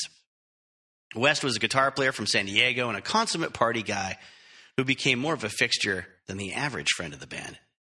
He even co-wrote some of our songs like It's So Easy and Yesterdays with Duff and Bad Obsession and The Garden with Axl. Duff and West would hang out and write songs, and I would join them sometimes. But West and Axl got really tight. In addition to writing with Guns, he co-wrote songs for Duff and Izzy's solo projects, and all of us contributed to his project, The Outpatients, with a CE, in the late 90s, just before he died of an overdose. West was a hard-drinking, hard-living, good-times guy, so he fit in with us just fine. He was the kind of character who was secure in his own skin and content with his own existence. If you weren't nice to him, he'd still be amiable to you. That's probably why he won me over in the end. For better or for worse, West was the guy who introduced the rest of us to what was then called speed, and what is now called crystal meth. Speed was his thing. He always had a lot of it. He had major connections to it down in San Diego, and everyone in his orbit was always on it. Eventually, West somehow got the money together to rent a nice house in the Hollywood Hills. It was 3 stories, right on a cliff, tucked away in the trees. He lived there with, this is in quotes, Laurie, and also in quotes, Patricia, these 2 speed demon chicks that might have been attractive if they weren't so strung out. Laurie somehow held down a job in the film industry and drove a nice Suzuki Jeep. Well, Patricia never seemed to work, but she always seemed to have money. I'd never get my head around how they maintained some appearance of normal life with a house, money in the bank, and all that, all while doing speed with the utmost abandon. But then again, I didn't know much about speed then. I used to crash there whenever I had nowhere to crash. And as West became closer to all of us, there was one thing I could never figure out how he too always had money, especially as things got crazier for us. West became the only thing like a friend that our band had in the world. He was the only one that always came through when any of us needed anything. For a long time, he literally was the only one we could trust. Now I want to read a couple of notes about Izzy from Slash's book. When he talks about recording Appetite for Destruction, he says, I did about a song a day. I'd show up and make myself a coffee and Jack Daniels, or was it a Jack Daniels and coffee, and get to work. Izzy's stuff was one take. And if you're not a musician or a person who's done recording, that just means he did it right the first time, basically. What was on the recording is what he did when he plugged in and played it. Usually those are guys that have practiced something a lot, but also have a lot of their own style that you can't replicate by just repeating the same thing over and over again. It doesn't get better when they rehash it. It sounds a little more inspired off the top. There was no way he was going to come down and re-record it. And he didn't have to. His playing is so here and there, just the essence of great rhythm guitar, that spending too much time on it or recording it on top of the live track is just silly. Basically, what Izzy played was the simple heart of the songs, no matter who wrote them. If everything else was taken off of one of our songs, you'd hear the grace of Izzy's simple scratch rhythms. Scratch being a term for the demo recording, the original, non-professional, supposedly, recording. But it was so intrinsic to the vibe of the song that they kept that for the professional version. Isn't that a nice, magnanimous thing to say about someone you haven't been in a band with for over 30 years? I'm not going to do the math. I assume it's over 30 years, whatever. If 1993, roughly 30 years, okay? Right? Yeah, it is. That's about right. Sorry, I'm very insecure because of my bad performance in math classes in high school. Now, we previously mentioned the West Arkeen connection, and that comes up again here in Slash's story. Around the time that Live Like a Suicide comes out, they get a small advance for the band from that. So he says, Izzy and Steven rented a small apartment just south of the Sunset, right near Rock and Roll Ralph's, the supermarket in West Hollywood. Rock and Roll Ralph's is still referred to in those terms by people today. It is such a famous,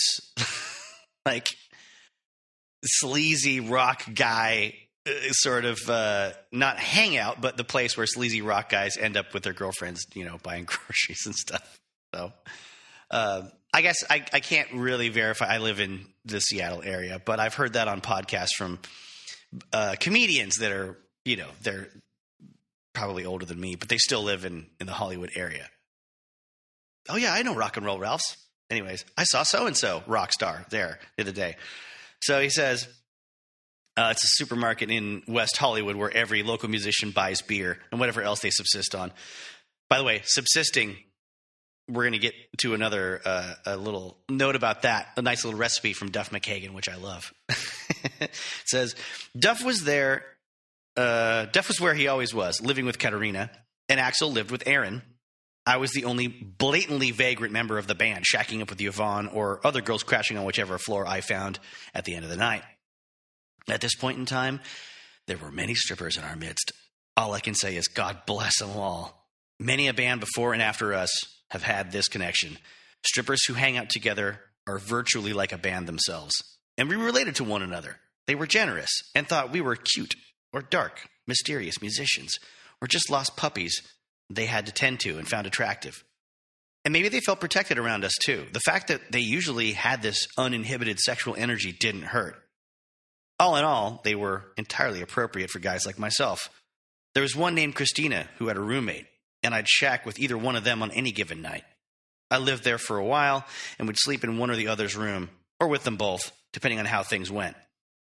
Those girls lived down the street from Izzy and Steven in an apartment building full of strippers on La Cienega. I was hooked up over there, you could say, and called that place home as the band proceeded through another waiting period, which, as usual, spelled nothing but trouble. Meaning every time Guns N' Roses' business slows down to wait for the business itself to pick up, guys like Slash get restless, and they start using a lot. Steven, or otherwise acting out. Steven, Izzy, and I had a lot of fun. And those, by the way, those are words I've read from Slash in other interviews. Paraphrasing. Steven, Izzy, and I had a lot of fun over at Christina's. Dope was more readily available now that we were all back in Hollywood. Though still nowhere near as plentiful as it had been when we'd lived there last. After I got clean, though, I did my best to stay off it. I remember one night I was hanging out with Axl and Izzy over at the stripper house and trying my best to abstain. I didn't have any money on me that night. Dope was scarce enough that it could be found, but not easily enough that people were willing to share for free. I thought I could just hang out and not do it, but I couldn't. I had to get out of there. Not long after that, I was back on it. It was no use. I crashed wherever I could and did whatever came to mind. And there was a point in there where I hooked up with Dave Mustaine of Megadeth. We became friends. He was strung out on smack and crack, and he lived in the same neighborhood, so we hung out and wrote songs. He was a true, complete fucking maniac and a genius riff writer. We'd hang out, smoke crack, and come up with some major heavy metal riffs, just fucking dark and heavy as hell. Sometimes Dave Ellefson would join us. We got along great. We wrote some great shit. It got to the point in our drug-fueled creative zone that we started seriously entertaining the idea of my joining Megadeth. Guns was in a holding pattern, after all, and I was high enough to consider all kinds of bad decisions. Dave Mustaine is still one of the most genius musicians I have ever jammed with, but still, in my heart of hearts, I knew I couldn't leave Guns. Another place I frequented, as did many of us, was Hell House, a pit that embodied our collective mind at the time. It was a very obvious Rorschach test for anyone who might consider working with us or knowing us at all. Hell House was a West Arkeen production. It was a place, in theory, a home, that he'd rented with a few of his Harley-Davidson biker friends who had relocated from the East Coast. What the hell was that pronunciation? The East Coast, I say, as if I'm talking to the stock boy at the grocery store. No, I want the East Coast, not the West Coast, you silly fool. I want the organic bananas, not the normal pedestrian bananas. No one says the East Coast. We say from the East Coast. East Coast. The house was a ranch with 3 bedrooms along one end from front to back. The rear bedroom was occupied by Red Ed and his girlfriend/wife. Their room was off limits to all because Ed was the biggest biker in residence and his girl was an even more formidable threat. You knew on sight not to fuck with her. But they were both sweet as could be. No one ever disturbed their room. In fact, I don't think anyone had ever been in it. The middle bedroom was where these other bikers, Paul and Del James, lived. Their place was set up to be a small home recording studio. West had the bedroom in the front, which was such a pigsty that nobody wanted to go in there. All you could do was lie down. So you couldn't stand in there, and you couldn't sit down. I hear that there was a backyard at Hell House. I'd love to know what it looked like. During all the time I spent there, including my time as a resident, I never made it past the kitchen. That was one of the areas, along with the living room, where transient members like me gathered and left the formidable bikers and their girlfriends well enough alone in their rooms. Visitors were allowed in the living room, the kitchen, and that other room, I guess it was the den. There was also the pantry where West often chose to pass out. As chaotic as it was, some kind of unspoken law applied where no one disturbed the legal residents, while every common area was a free-for-all war zone where everything in sight could be broken or lit on fire, no problem. I can't imagine who decided to rent those fuck-ups their property because they turned it into a communal crash pad, more gruesome than anything I'd ever seen in a first-world country. It was the second-to-last structure on the block. It was surrounded by apartment buildings, and the front lawn sloped up so that it looked like it was on a hill. It was just south of Sunset on Poinsettia. And as you come down the block, it stuck out like the house in Psycho. There were a few things that only spending a night there could teach you. The most important being that if you lay down anywhere, there was a 2-to-1 chance that you would leave with crabs. I'm still not sure why a lot of us weren't just hauled in by the cops every single night. There was always cars and bikes on the lawn and trash all over the place. There were always people coming and going and loud music at all hours of the night. Hell House was so raucous that from a distance, it appeared to be vibrating. One of the regulars to be found at Hell House was Del James, a true oxymoron. He was a biker guy with tattoos and the whole thing, but he was a writer. Del was tight with all of us at one point but he became tighter with Axl as time went on. Axl really took to him, responding to his intellect and how Del patiently listened to Axl express himself deeply. They did a lot of writing together, and I think they still do. Del ended up writing treatments for some of our videos, as well as having written the short story that inspired Axl to write November Rain. During this bit of band downtime, as we searched for a producer, we frequented Hell House a bit too much, but I was the only one vagrant enough to live there on and off as well. I even did a few early interviews there. When I read them, I couldn't believe how shocked the journalists... when I read them, I couldn't believe how shocked the journalists were by the surroundings. To me, there was nothing crazy about it at all. By the way, Del James, pretty active on Twitter currently. I follow him. Seems like he's living a pretty damn good life. Travels around, pops up at Guns N' Roses concerts, every now and then. Seems like a pretty good thing that he made it out of Hell House and continues to live it up.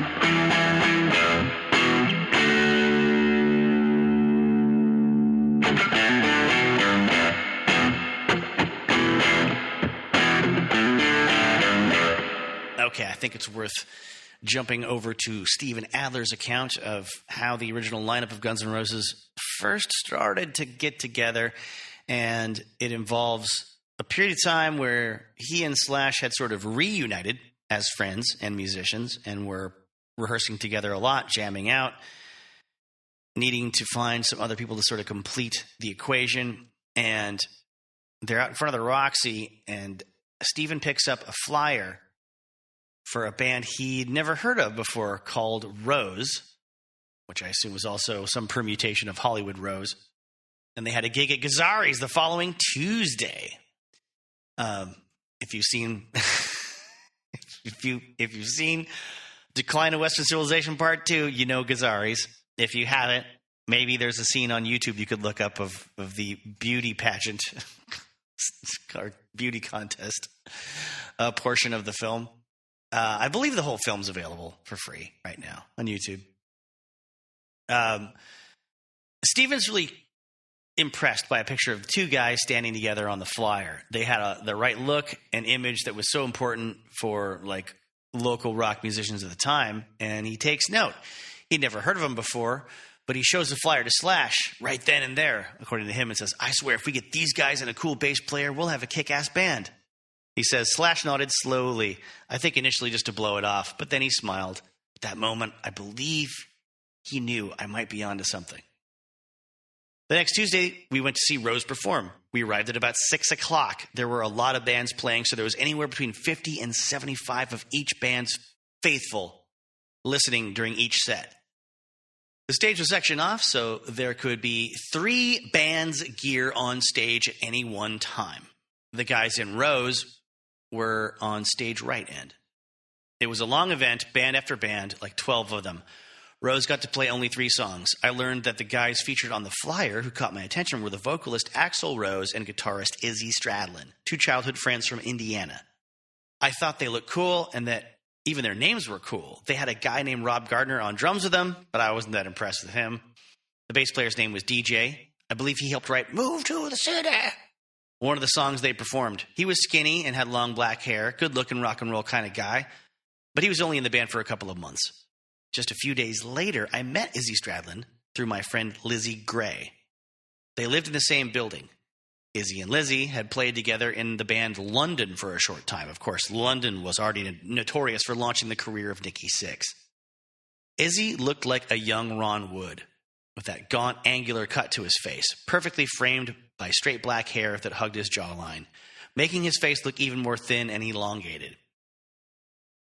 That sounds like something a co-writer kind of threw in there. That and some other turns of phrase in here. I'm not knocking Steven Adler. I've heard him in interviews before and after his unfortunate stroke, and I don't know that he'd be typing this stuff up himself or saying these kinds of things into a audio recorder for someone else to edit necessarily. Anyway, he was also into heroin like Ron Wood. and Keith Richards, his heroes in the Rolling Stones. He had thick-soled platform shoes and always wore black pants with some sort of super tight shirt. He looked more like his shadow than himself, and to me, he was the personification of cool. Izzy and I hit it off right from the start. We each saw something in the other. Perhaps it was just the way we talked about music. Izzy was the consummate rhythm guitarist. I loved the solid power chords he built into Rose's songs. Izzy's apartment was below Sunset on Palm Avenue near Tower Records. It was a square little studio with a small kitchen and a tiny bathroom. We were hanging out there for the first time when I asked him about getting together to play. He was fine with the idea, and he gave me their demo tape to listen to right on the spot. The cover featured the same picture from their flyer, and the cassette contained 3 songs: Shadow of Your Love, Move to the City, and Reckless Life. I didn't get to keep the tape because Izzy only had 2 of them. That's broke. If it's like 1984 or whatever, and you don't have enough blank cassette tapes to share your band's demo, or, or it's not worth giving to another musician that's already interested in your band anyway. I don't know. Since Rose had gotten rid of or was just thinking of firing Rob Gardner, we made a plan to jam together so I could learn the songs. Later that evening, I split and headed over to my friend Sue's. She happened to live right across the street. Sue was the sweetest girl, very accommodating, and her pad became a popular party pit stop. Once as I was leaving Izzy's place, I bumped into this skinny, pale-as-a-ghost rock and roll dude with long orange hair. He was wearing a light blue, unbuttoned dress shirt, completely exposing his ribs, which were sticking out like a starving dog's. We met in the middle of the street, and I didn't recognize him at first, but when we said hey to each other, I realized who he was. Dude, you're that kick-ass singer I saw play Gazaris. I thought you were great. He smiled and said, thanks. He seemed very humble and gracious. That was the first time I ever spoke to Axl Rose. Apparently, he was a regular at Sue's place and hung out a lot with Izzy. Rose was rehearsing across the street from Hollywood High School on Selma Avenue and Selma Studios, which offered the cheapest studios, like $5 an hour. Now, that's a great deal. Fuck yes, it is.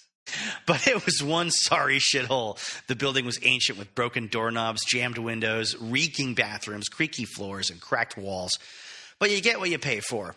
I went to check out the situation without Slash because at the time, I didn't think they wanted another guitar player. It was just Izzy, DJ, and me. The first song I played with them was a number Izzy wrote called Shadow of Your Love. Axl sauntered in while we were running through it. Without missing a beat, he grabbed the mic in the middle of the song and started running up and down the walls, screaming and wailing like someone had lit his pants on fire. I had never heard such a sound in my life. It was like some otherworldly banshee cry. I was stoked. I remember my eyes bugged up and my pulse shot up. I was thinking this dude was so insane, so original. I thought the session went off really well. And afterward, we were sitting around talking, and I said, you guys got to meet this guy Slash. He's fucking great. And that's how it all started to come together. Like we were each waiting in the wings of the cosmos, destined to discover one another, like it was meant to be. I went back to the apartment and told Slash, dude, these guys are great. They're totally original, very cool, and they want to meet you.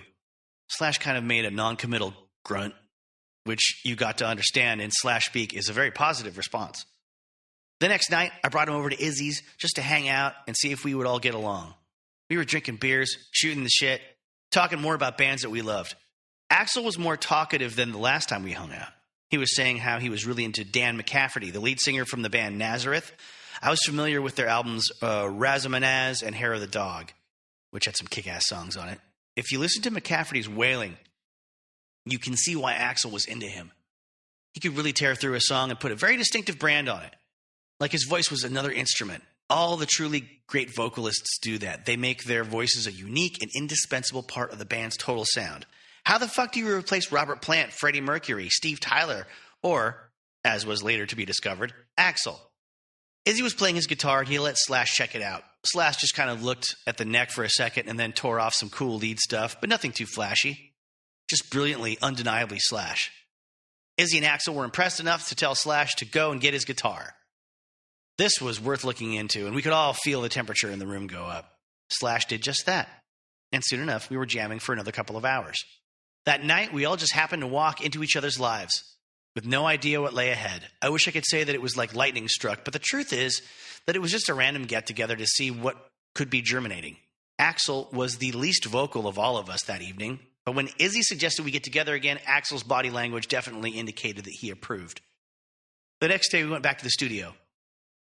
Izzy was now totally into the idea of another guitarist because he wasn't much of a lead player, nor did he want to be. Izzy could be freed up more by playing with someone like Slash. Like I said, Izzy's a very rhythmic, chord-loving artist, and Slash is naturally solo-oriented, so they connected in a real beneficial, complementary way, strengthening their styles by allowing each to focus on what he loved.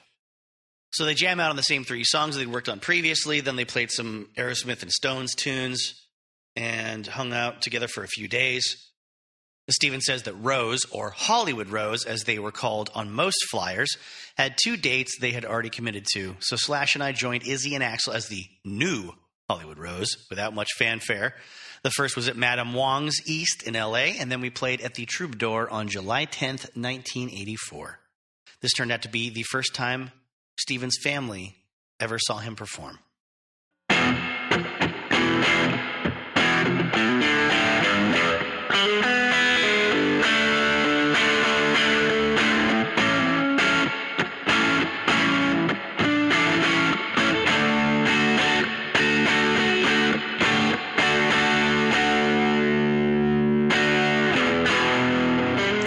Show, please consider checking the description for a bunch of links, ways to donate, or just support without paying anything. I really appreciate it. We haven't had any ads yet. Thanks a lot. Let's dig more into some old interview quotes from the early days. Obviously, not too early, as people wouldn't know who they were and want to interview them, but, around the time of Appetite for Destruction's release. Interesting note about Axl Rose's voracious appetite for music. Talks about how, in the last year, I've spent over $1,300 on cassettes. Everything from Slayer to Wham! To listen to vocals, production, melodies, this and that. The interviewer notes, few rockers would have admitted to buying a Wham! Album. Similarly, few people in the late 80s thought Lynyrd Skynyrd were cool. But Axl did. He praised them as the inspiration for the song he referred to as Sweet Child. In Indiana, he said, Lynyrd Skynyrd were considered God. To the point that you ended up saying, I hate this fucking band. And yet for Sweet Child, I went out and got some old Skynyrd tapes to make sure that we got that down-home, heartfelt feeling. Axl states very directly that the progression of songs on the track listing was a very conscious sort of choice for the band, something that they want people to sort of feel the sequence of. And he says this record's going to sound like a showcase. And then I guess they play It's So Easy in the room for the journalist, and he starts to sort of believe the hype. And I guess this was an article in Sounds magazine. He talks about taking the photographer with him the next day to Hell House to see the guys. He mentions that the lawn is definitely dead. And why wouldn't it be? Because there's so many cars parked on it. And Duff and Slash are sitting on the front porch with beers in hand. After another heavy night of drinking, in fact, so heavy they ended up being thrown out of the Cat House, Hollywood's leading rock club, after trashing the pool room. The rest of the band comes out a few minutes later from the house.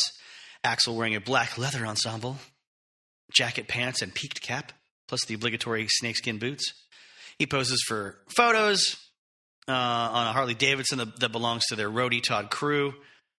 And then they gather the rest of the band around to take some shots, which I guess are among those that show up on the inside cover of Appetite. All the while, the new album is in the tape deck of a ghetto blaster sitting nearby, so the journalists get to hear the whole thing while they're hanging around. And then 30 minutes into the photo session, the cops show up. 3 LAPD black and whites pull up on the opposite side of the road. Only one officer emerges, though, asking, "Where's the party?" Duff tells the cop they're all out of beer. Of course, the cop says he's there because there was a noise complaint from someone nearby. And, he'll be back in 20 minutes, basically, if they don't keep it quiet. As he's walking back across the road, Axl has the balls to just yell at him, "Hey, how about we take a couple of pictures on your car?" And the cop's just like, okay. And the band gets their picture on the hood of an LAPD black and white. That's the third lot of cool cops in a row, Axl tells the interviewer. Hour later, the interview is finished and the cops haven't returned. Evidently, they're done blasting out the new album for the whole neighborhood to hear on the on the boombox.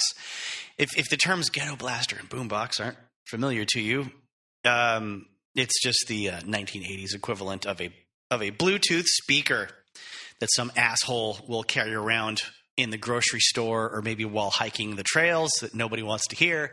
Yes, if anyone tries to give you that bullshit about how rude young people are these days because they make a lot of noise in public, we had the exact same thing in the 80s. It was a common comedic trope in lots of big budget American movies at the time. See Star Trek, I think, is it 5, The Voyage Home? Spock does the Vulcan nerve pinch on some loud, angry punk dude on the bus with a ghetto blaster. And as a nice little nod to the past, that same actor ended up reprising his role 30 years older in some Star Trek property. One of those, maybe it's one of those Paramount Plus television programs on the streaming, but he's a much older punk.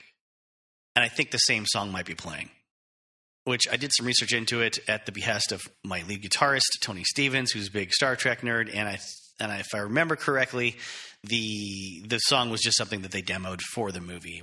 It wasn't something that was like somebody's friend's band or anything. Anyway, the cop story's cute, right? I mean, I didn't just tell you that to tell you that. There's a very nice rejoinder by the same journalist in the same article about another incident with the police and Axl Rose. There was a paper in the UK called the Daily Star that in 1987 reported on a police raid on the band's sleazy hideout, the Hell House, which had resulted in a vicious battle, quote unquote, that left Axl Rose in intensive care.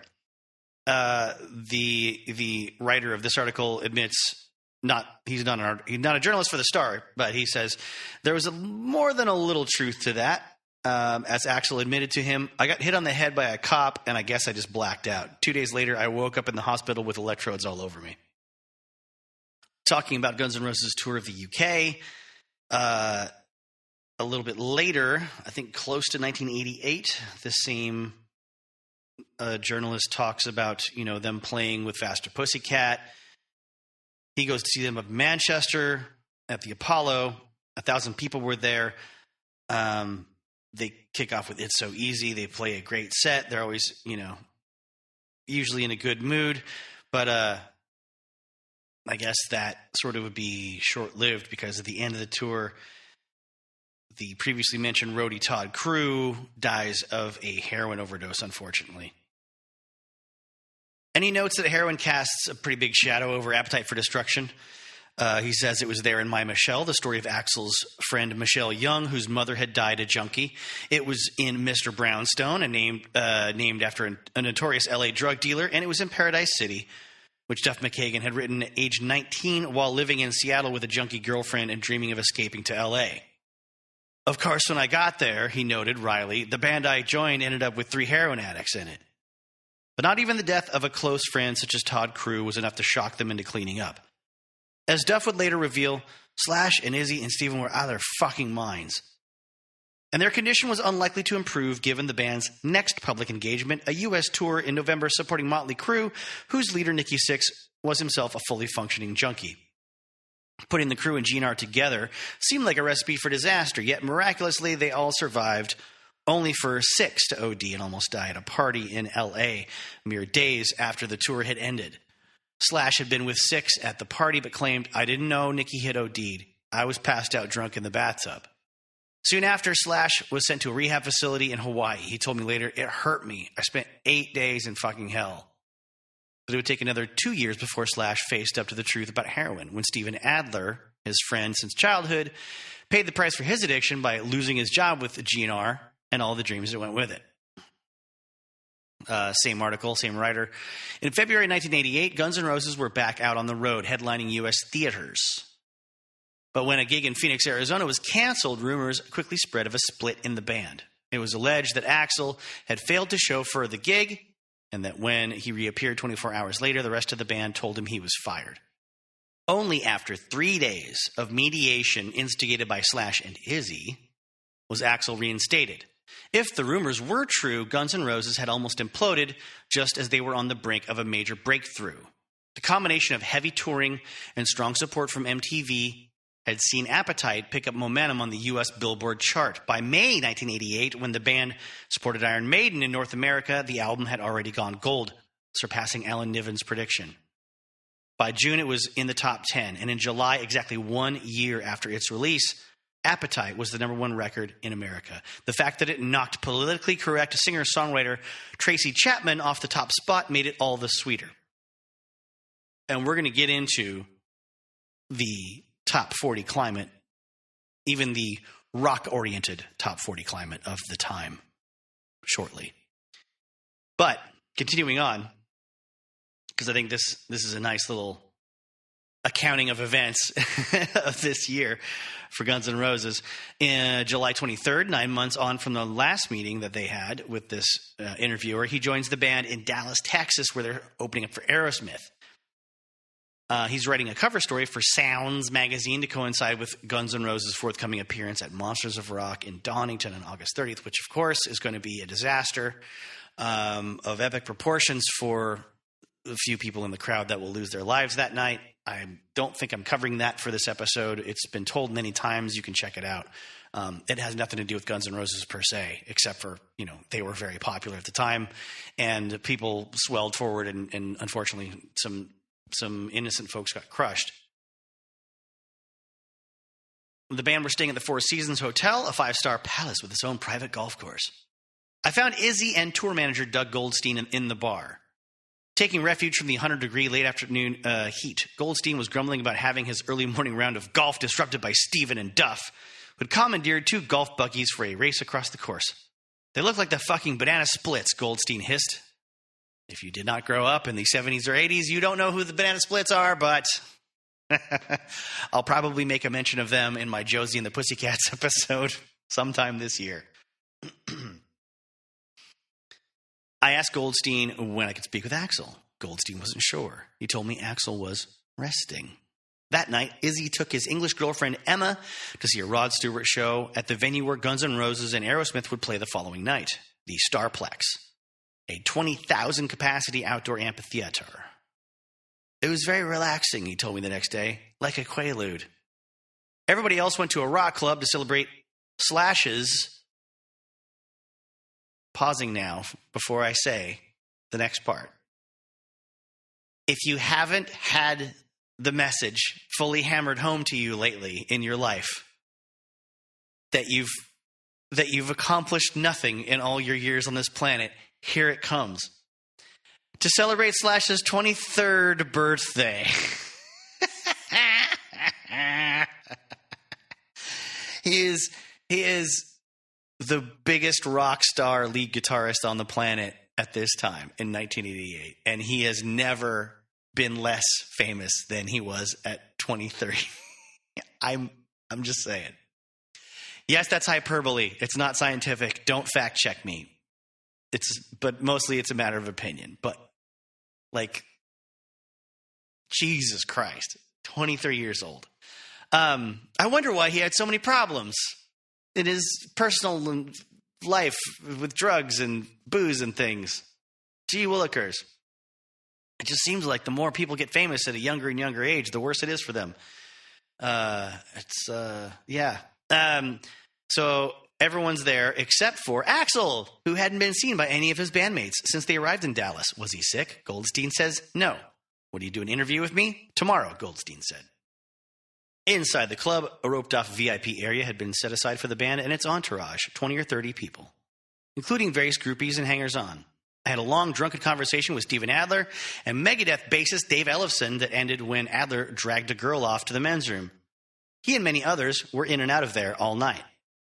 In the early hours, we returned to the Four Seasons, where Duff invited photographer Ian Tilton and I to his room.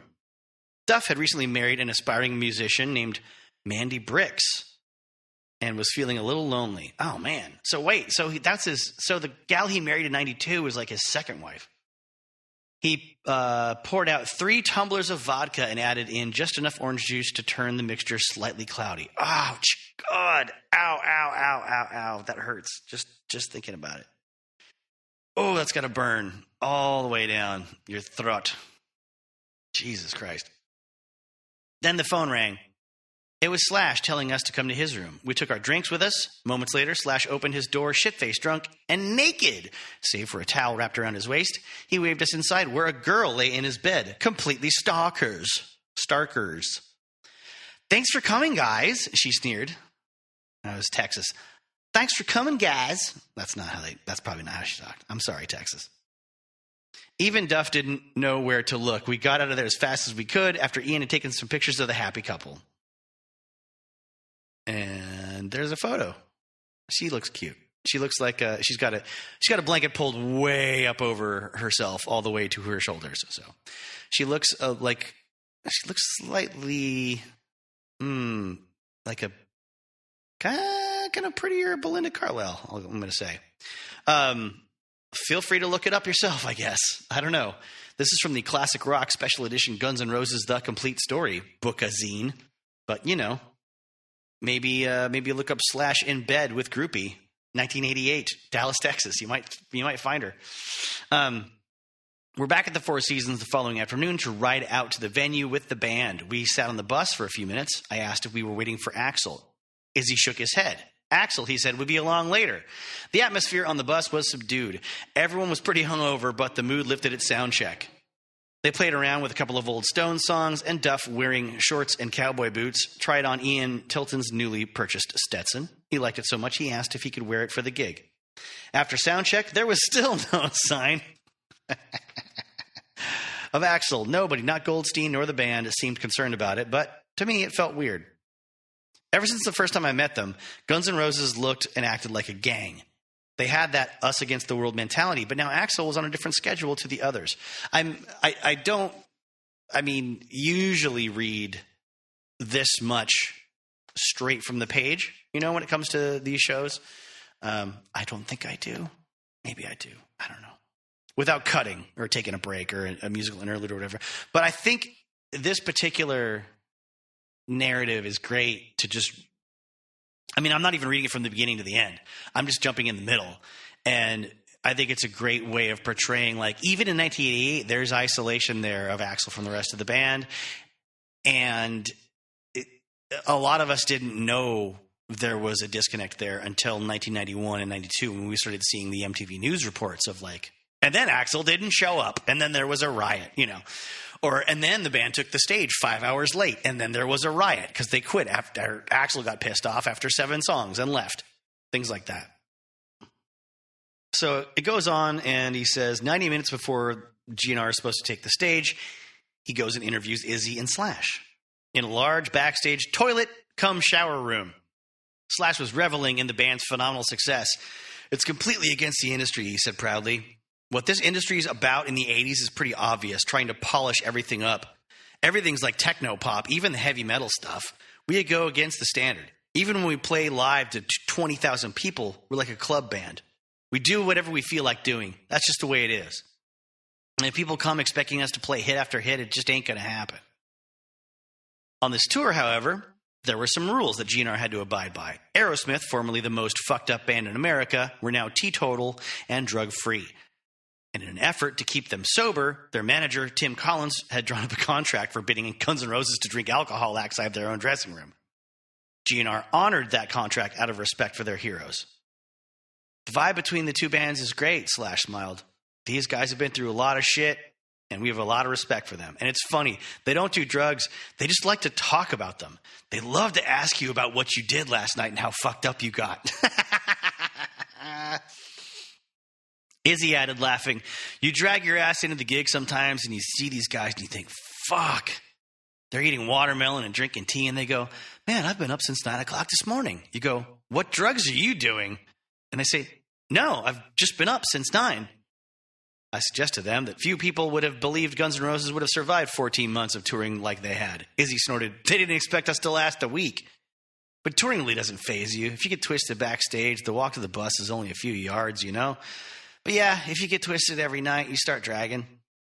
And after a while, he asks Slash and Izzy about Axl.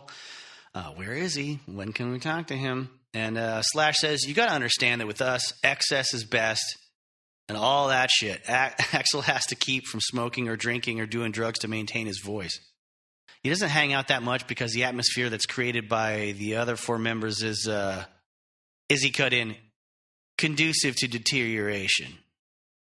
Axl just hangs out by himself, Slash added. He takes it pretty seriously. He's doing well to maintain a certain sanity level, seeing as he can't go out because of his position in the band. If he was doing what we were doing, he wouldn't be able to sing at all. Then the interviewer brings up the whole Phoenix, Arizona incident, and Slash says, that's been one of the stories that's gotten bigger than all of us. And as little as it was, it's past tense and not worth talking about because it doesn't relate to what's going on now. Then they move into the dressing room where Steven Adler is there drinking vials of royal jelly. Builds up cum in your balls, he explained. All right. Somewhat belatedly, Doug Goldstein presented a birthday cake to Slash with a message in pink icing. Happy fucking birthday, you fucker. A pack of Marlboro Reds, his preferred smoke, had been squished into the cake. 20 minutes before showtime, Slash and Izzy were jamming on acoustic guitars, Steven rattling his drumsticks on the back of a chair. When at last Axl arrived, he barely acknowledged the other members of the band before disappearing behind a ring of flight cases arranged in the corner of the room. Hidden from view, Axl went through his pre-gig warm-up ritual, singing to a loud playback of The Needle Lies, a track from Queensryche's concept album Operation Mindcrime. The meaning in the song's title wasn't lost on anyone. Blah, blah, blah. Guns N' Roses play a great show, yada, yada, yada. Aerosmith are the headliners, but Guns N' Roses are the attraction. Axl owned the stage. They're very dangerous, blah, blah, blah, blah, blah. Oh, and while the interviewer is hanging around by the mixing desk, there's Tom Araya from Slayer with his arm in a sling and a beer in his hand. Check that off of my all-time, like, time machine moments that if I could experience, I'd die a happy man. Oh, yeah, you know, watching Guns N' Roses open for Aerosmith in 1988, hanging out with Tom Araya from Slayer. Jesus Christ. That's up there with the, what is it? There's like Eric Idle, Douglas Adams, and David Gilmour hanging out backstage photos I've seen. Jesus. Very cleverly, the writer ends the article throwing back to an incident that happened earlier the same day at the hotel. Izzy, Slash, Duff, and Steven had appeared in the lobby and were immediately mobbed by a group of preteen kids. Izzy smirked as he signed autographs.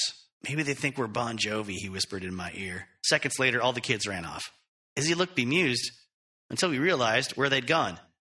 To the other side of the lobby, where they were crowded around another celebrity who had just arrived. A-team superhero Mr. T. If ever Guns N' Roses required a lesson in the fickle nature of showbiz, they got it right there. Yeah, but not a very... I mean, it's a great story, but not a very prophetic ending to it. Not a ha-ha, ho-ho-ho.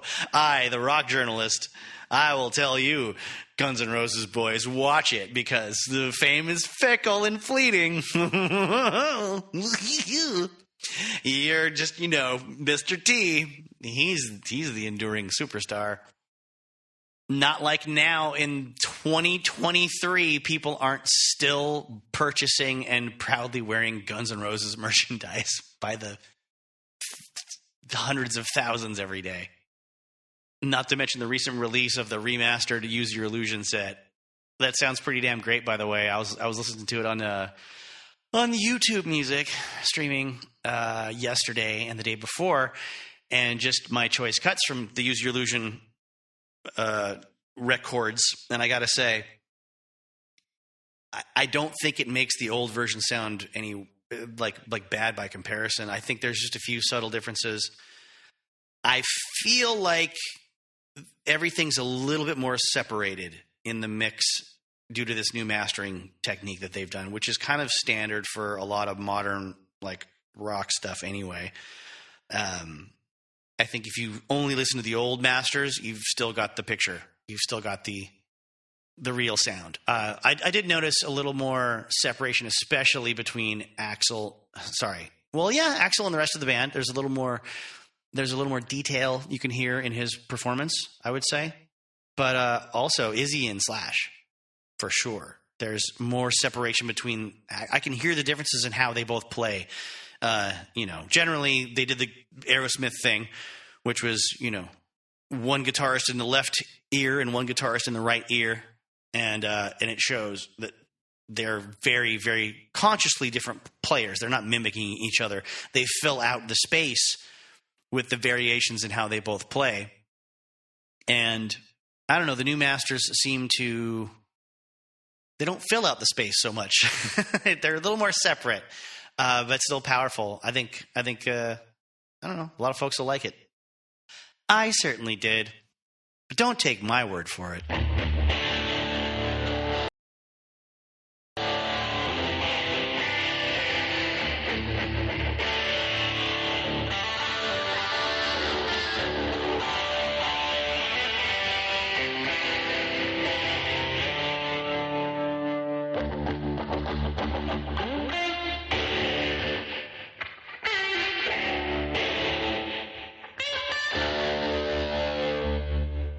Going to jump now to some older audio from a little MTV watch-along segment that I did with my friend Dan Tyson.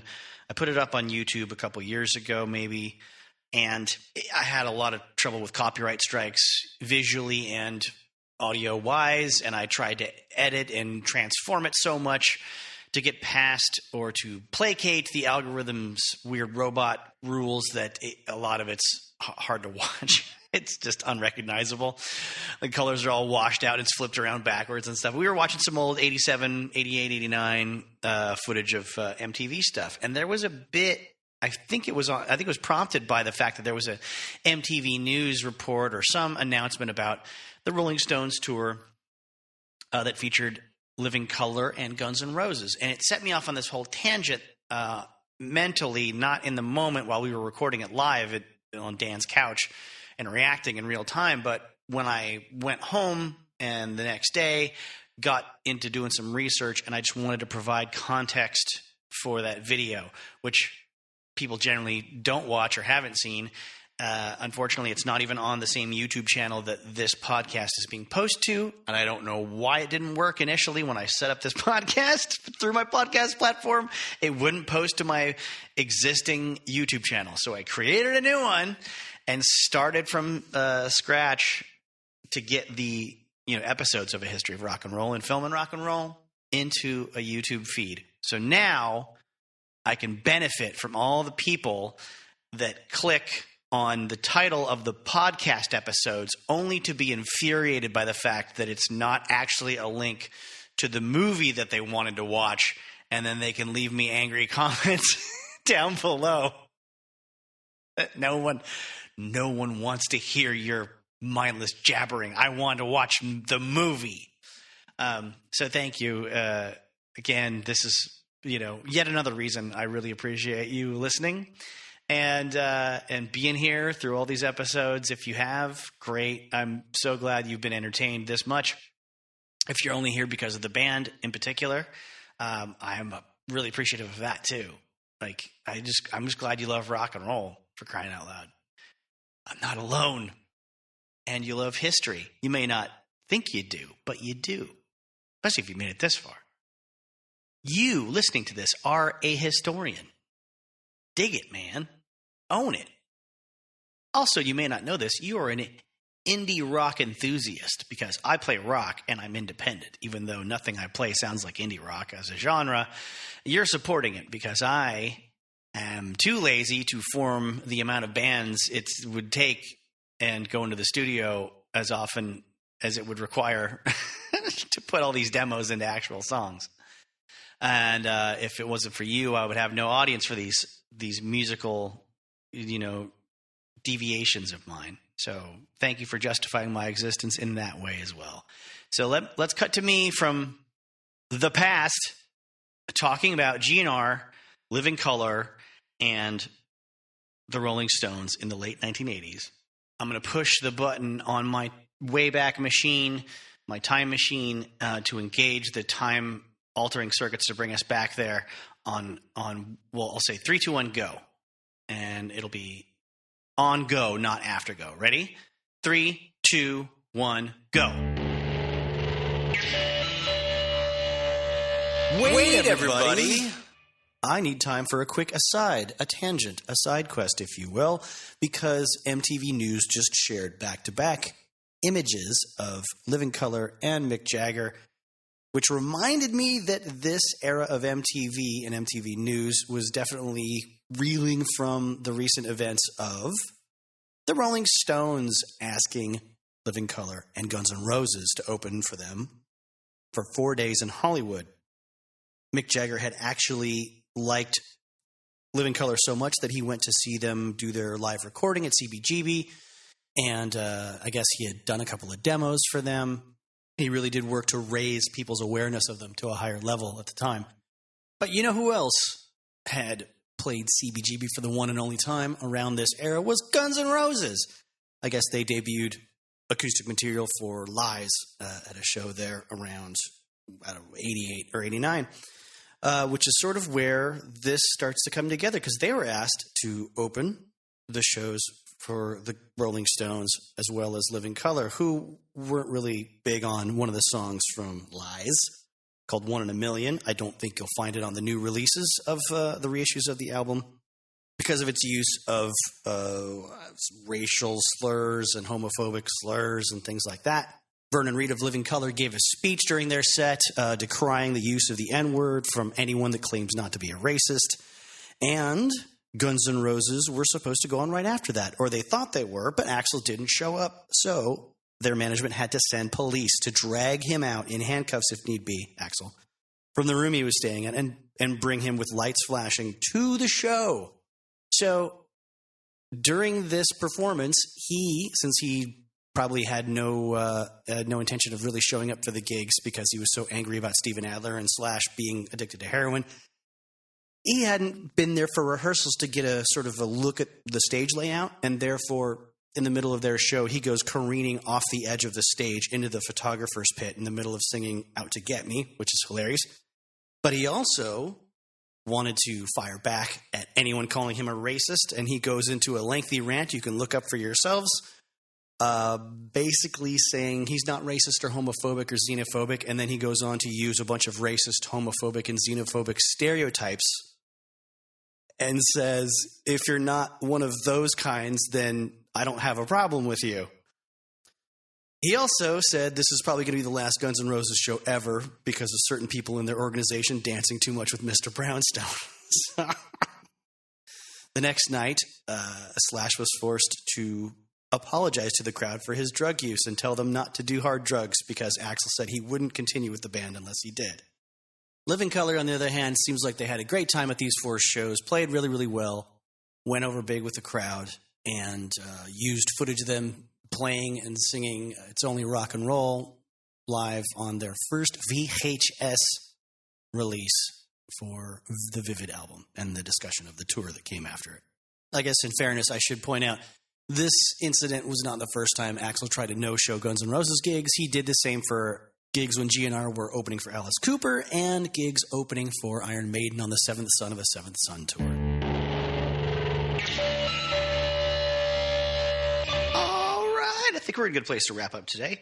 I wanted to, I guess, give a couple thoughts on the whole 1 in a Million. I don't want to say the controversy, but the song. And I want to be really honest and upfront about that. I'm a 45-year-old person who was like 11 when it came out, and I never heard it at the time. I didn't hear it till quite a while later. And I recorded myself talking about this for this episode, more than a couple of months ago. Listened back to it, deleted the whole thing. I was like, this doesn't do anybody any good. This is not helpful to anyone. This is just me yammering and doing this sort of weird wibble wobble around all different perspectives on it. I will say that for my part, I liked the song a lot the first time I heard it and subsequent times I've heard it. I've only listened to it like a handful of times, though, because Lies is not a record that I feel just calls me back very often. And what I liked about 1 in a Million was only about 3 different aspects of it.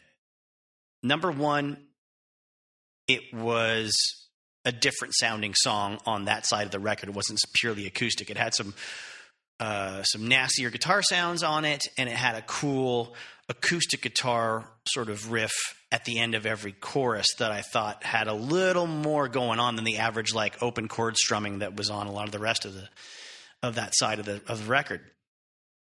Number 2, I did enjoy the actual phrasing that got turned around in a way that we don't normally do in regular culture. You're 1 in a million. That's what you are. You're 1 in a million. You're a shooting star. Usually 1 in a million is a phrase in common parlance that is like, oh, you're special and you're great because you're 1 in a million.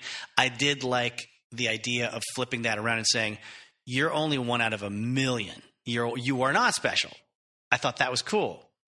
The third part I liked was how mean it was, because I, as a much younger person, thought naively, yeah, this is Axl Rose singing and writing from a place of hatred and distrust of the people around him when he's come from like Indiana and he's shown up in LA and he's overwhelmed by what he sees.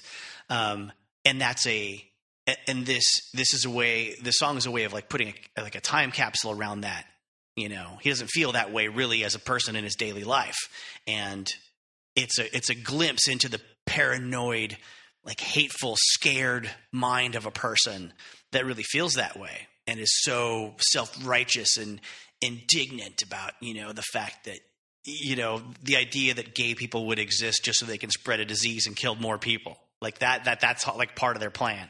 The idea that, you know, immigrants shouldn't be here if they're from certain countries, that's, you know, that like black people only exist to sell bracelets and stuff on the streets and annoy you. I naively thought that the scope of the singer's, you know, mind was bigger than that. And then while making this episode, of course, I read a lot of archival interviews with him and found out, oh no, he doubled down on a lot of it. He doubled down on most of it. Actually, if I could be more accurate, multiple times. The whole band said, don't put this out, even because they were recording it, maybe not knowing, you know, they didn't have like finalized lyrics when they wrote the music for the song. Izzy himself said, don't fucking do this. You're a ginger with red hair. Like you don't, to imply like you don't have the right perspective on this and you're coming from a place of, you know, maybe I guess today we would say privilege. I'm putting words in Izzy's mouth now. But like he trying to communicate like, look, you're the wrong perspective to sort of rule on these people's lifestyles. And he said, Axl just said, no. Now, every time we argue with him about it, he got more adamant that he was going to do it himself and the way he wanted to. And Slash said the same thing. Every time I tried to talk him out of it, he got more adamant that it had to be done.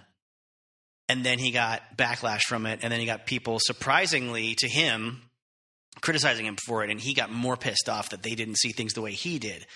And I won't go into all those quotes. I read a lot of them, and I don't think it does me any good, or even the perception of Axl to you as the listener any good, for me to read his words in my sort of from my perspective in the modern era.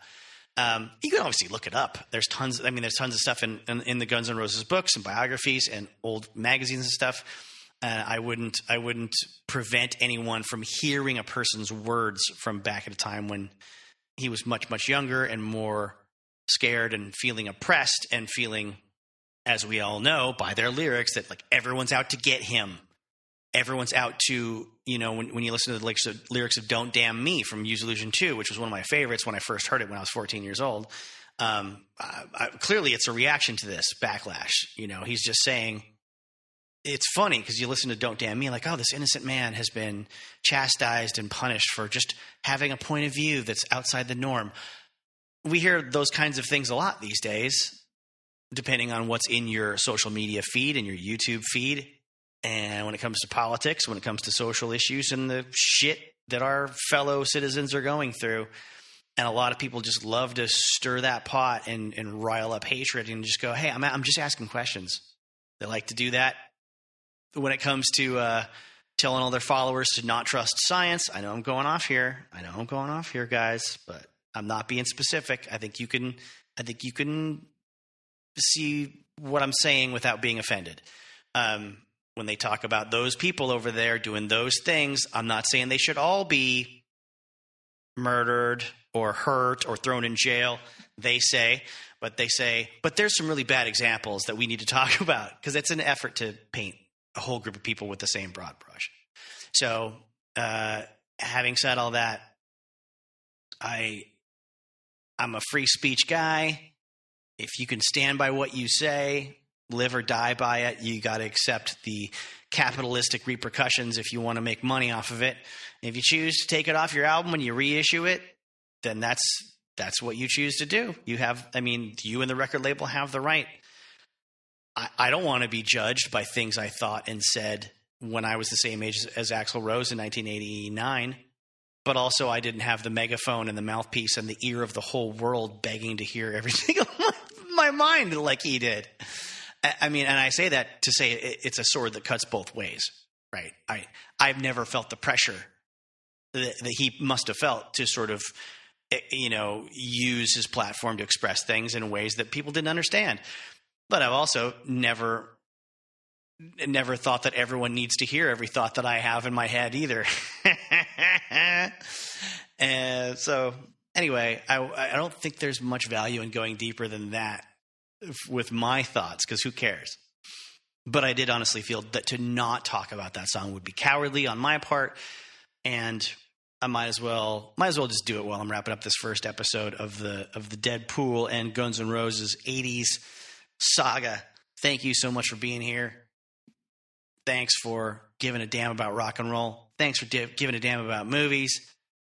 You absolutely, if you haven't been reminded lately, should know that you deserve to be loved. You deserve to live the life you want to the best of your ability. Just please remember that other people deserve that exact same thing. And the more you help those other people live their lives to their best ability, the more your life gets better. And if there's anything creative that you've been sitting on and thinking about, it's been picking at you and nagging at you, you haven't done it yet because you don't think it's time or you don't think you're good enough, I'm telling you, do it. Do some form of it. You don't have to commit for the rest of your life to doing a thing if it's not good. Do it. Do a crappy version of it. Your life will get better for having done it in whatever form it takes. Just take that one tiny little first step towards making it a reality so that in your brain it becomes a reasonable thing to expect more activity around. That's how you break out of the staleness and the misery and the boundaries around your life that have crept in. And don't ever forget that rock and roll is the best, and so are you.